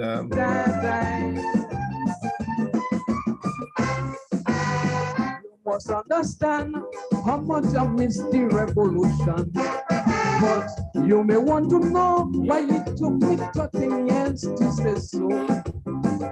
I sacrificed for Westminster back in 83. At that point, I was blind politically. I wanted to PRN fight for our sovereignty. Then I turn and report to them as the enemy. I placed the country in the hands of another state. For some reason, I thought that was great. I even considered it progress like all the rest. I place all my trust in democracy. Now it's stand up laughing at me. And I won't lock me down no more. Man, I really miss the rebel. Parties forming while life parties going out of style. And I didn't mind because democracy had me blind. I watch Empress cross the floor, make the whole thing a puppy show. And still, I didn't mind because democracy had me blind. I see some people that lazy like lows. They got elected to the house. Go there and sit down like if they're mute. They have nothing to contribute. That did not bother me all the time because democracy had me flying. Then they start to beat Kaisonians in the nation about for the revolution. Oh gosh, I miss it. Good God, I miss it. Dr. Kid wouldn't understand what I miss the revolution.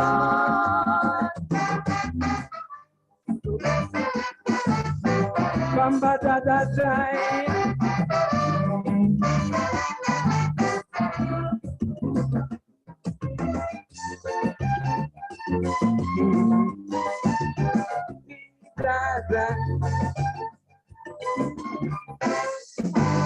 Someone accused me of having a very shallow memory. He said as early as 84, I forgot that we even had a rebel. But now my back is against the wall, you go hear me fall. I should have never let this thing pass through my hands at all. I want the country assets going up for sale. I want to stop them now, but I can't drive a nail. For the real self started in 83. I so blind, man, I couldn't see. I know democracy and having mercy on me. Every 5 years I fight for a reverse gear. I can't get so I live in fear. Soon they're going to sell out the whole nation. Man, I miss the revolution. They sell Grentel and some people get mad like hell. But I didn't mind because democracy had me blind. Grenlet went quite easily and that still didn't bother me because I was blind. Democracy had me blind. Smokey told me that Grenada up for sale. I didn't want to believe his tale. I tell him when the government changed, priorities would be rearranged. So that did not bother me all the time because democracy had me blind. In 96, I hear ourselves mention about for the revolution. Oh gosh, I miss it. Good God, I miss it. Last week I would not understand what I miss the revolution. Somebody bumbo, bamba da da da.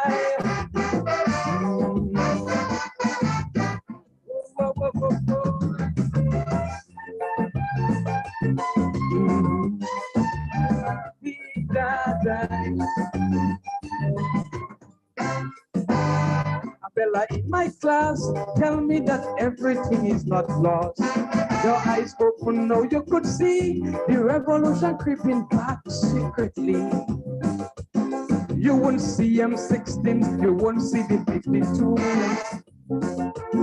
You would hear no bombs or AK-47s. Look for advisors and youth coordinators. Government parties, strategic areas. Yes, they would be seen, heard and felt. So no need for you to lament. But I still have to cry because they are not the real McCoy. He tell me I must have a little more faith. And I must be prepared to wait. Because if what goes around really comes around, expect them to put kick down. Morris Bishop Highway, but no match cutting holiday. Coming soon, coming soon. And they already put kid down, so you know what's going on. Morris Bishop International, would we ever see that at all? He tell me don't mind, you go get all of that in time. We got that. What's about the agro industry to make that German smile up we? I miss the NWO, the pioneers and the NYO. We don't need to worry your mind. You would get all of that in time. And there is one slogan that you must remember: forward ever, backward never, oh God, I miss it. Good God, I miss it. Sorry, couldn't understand, but I miss the revolution.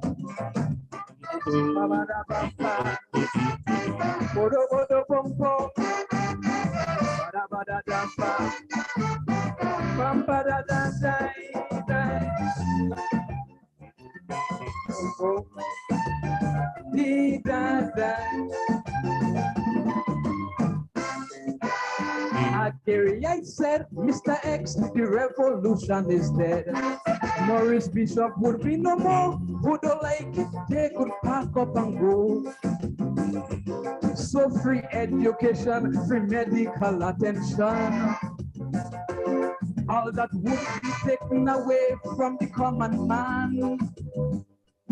So the communists, they have to change their thinking. Capitalist values, they should be adapting. I say Islam is not on my agenda. I just like what best for Grenada. We got NIS, MNIB, and the PDS. NCD was another major pillar. To sell it was a big disaster. Our leaders, they're lacking in vision. So I miss the revolution. Hear that? We get KFC, but they don't buy I know chicken from we. And and they don't mind because democracy have them blind. In a multi-party state, we have more division and hate. But they don't mind because democracy has them blind. All the men who have good reputation, you won't find them winning the election. But those who paid in dishonesty, you'll find them winning quite easily. But if I could have turned back the hands of time, I'm going back right back to 79. The melting bottle in soca competition, they can do that with the revolution. That's why I miss it. Good God, I miss it.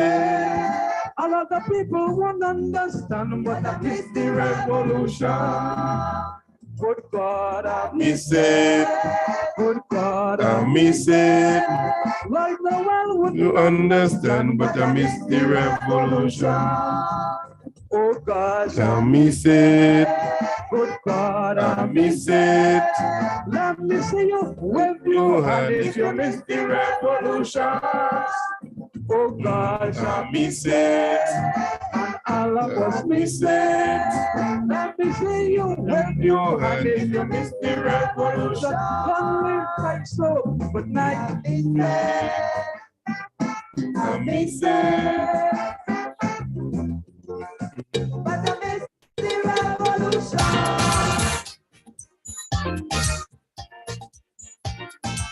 Well, ladies and gentlemen, this is Gem FM. I'm your host, the Sheriff, yours truly, John Calise.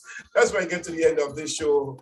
Wishing you all the best. Join me tomorrow morning at 7 a.m. Canada time for service from Stepping Up and Out in Christ Ministries right here on Gem FM. And don't forget to support our mission to Trinidad.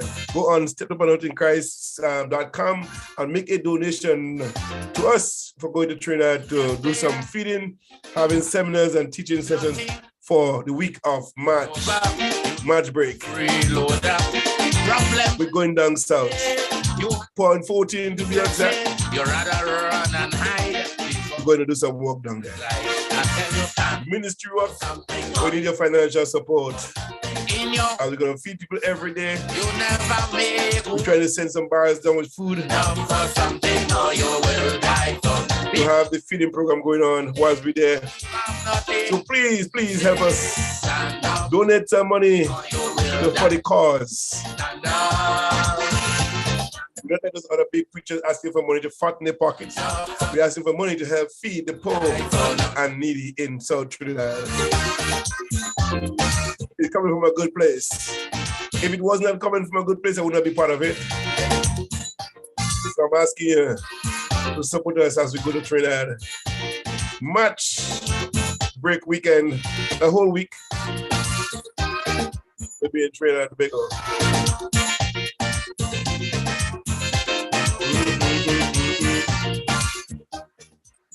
And join me tomorrow night, tomorrow evening, 5 o'clock.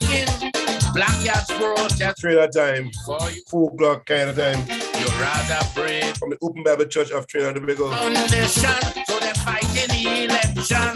Before you sympathize, you rather praise aside. I tell you, stand up for something or you will die. Corruption down. And those for those of you in Toronto, the last man bad boys moving sale is on the whole month of January. Come on, get 90% off everything. From sofa, beds, couches, appliances. Check them out at 500 Fenma Drive in Toronto, not yet. Stand up for something or you will die for nothing.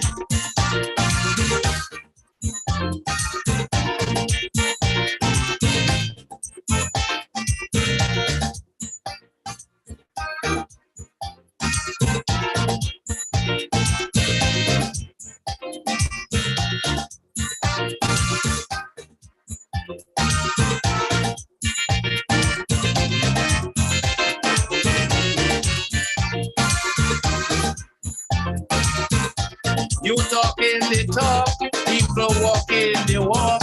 You happy as ever, don't be a fence watcher. Life's a precious thing for you to be within. Stand up and play your part and play it from your heart. I said, stand up for something or you will die for nothing. Get up, my friend, soothe within. I tell you, love for something or you will die for something. So your grandchildren too would be proud of you. I tell you, stand up for something or you will die for nothing. Stand up, stand up for something or you will die for nothing.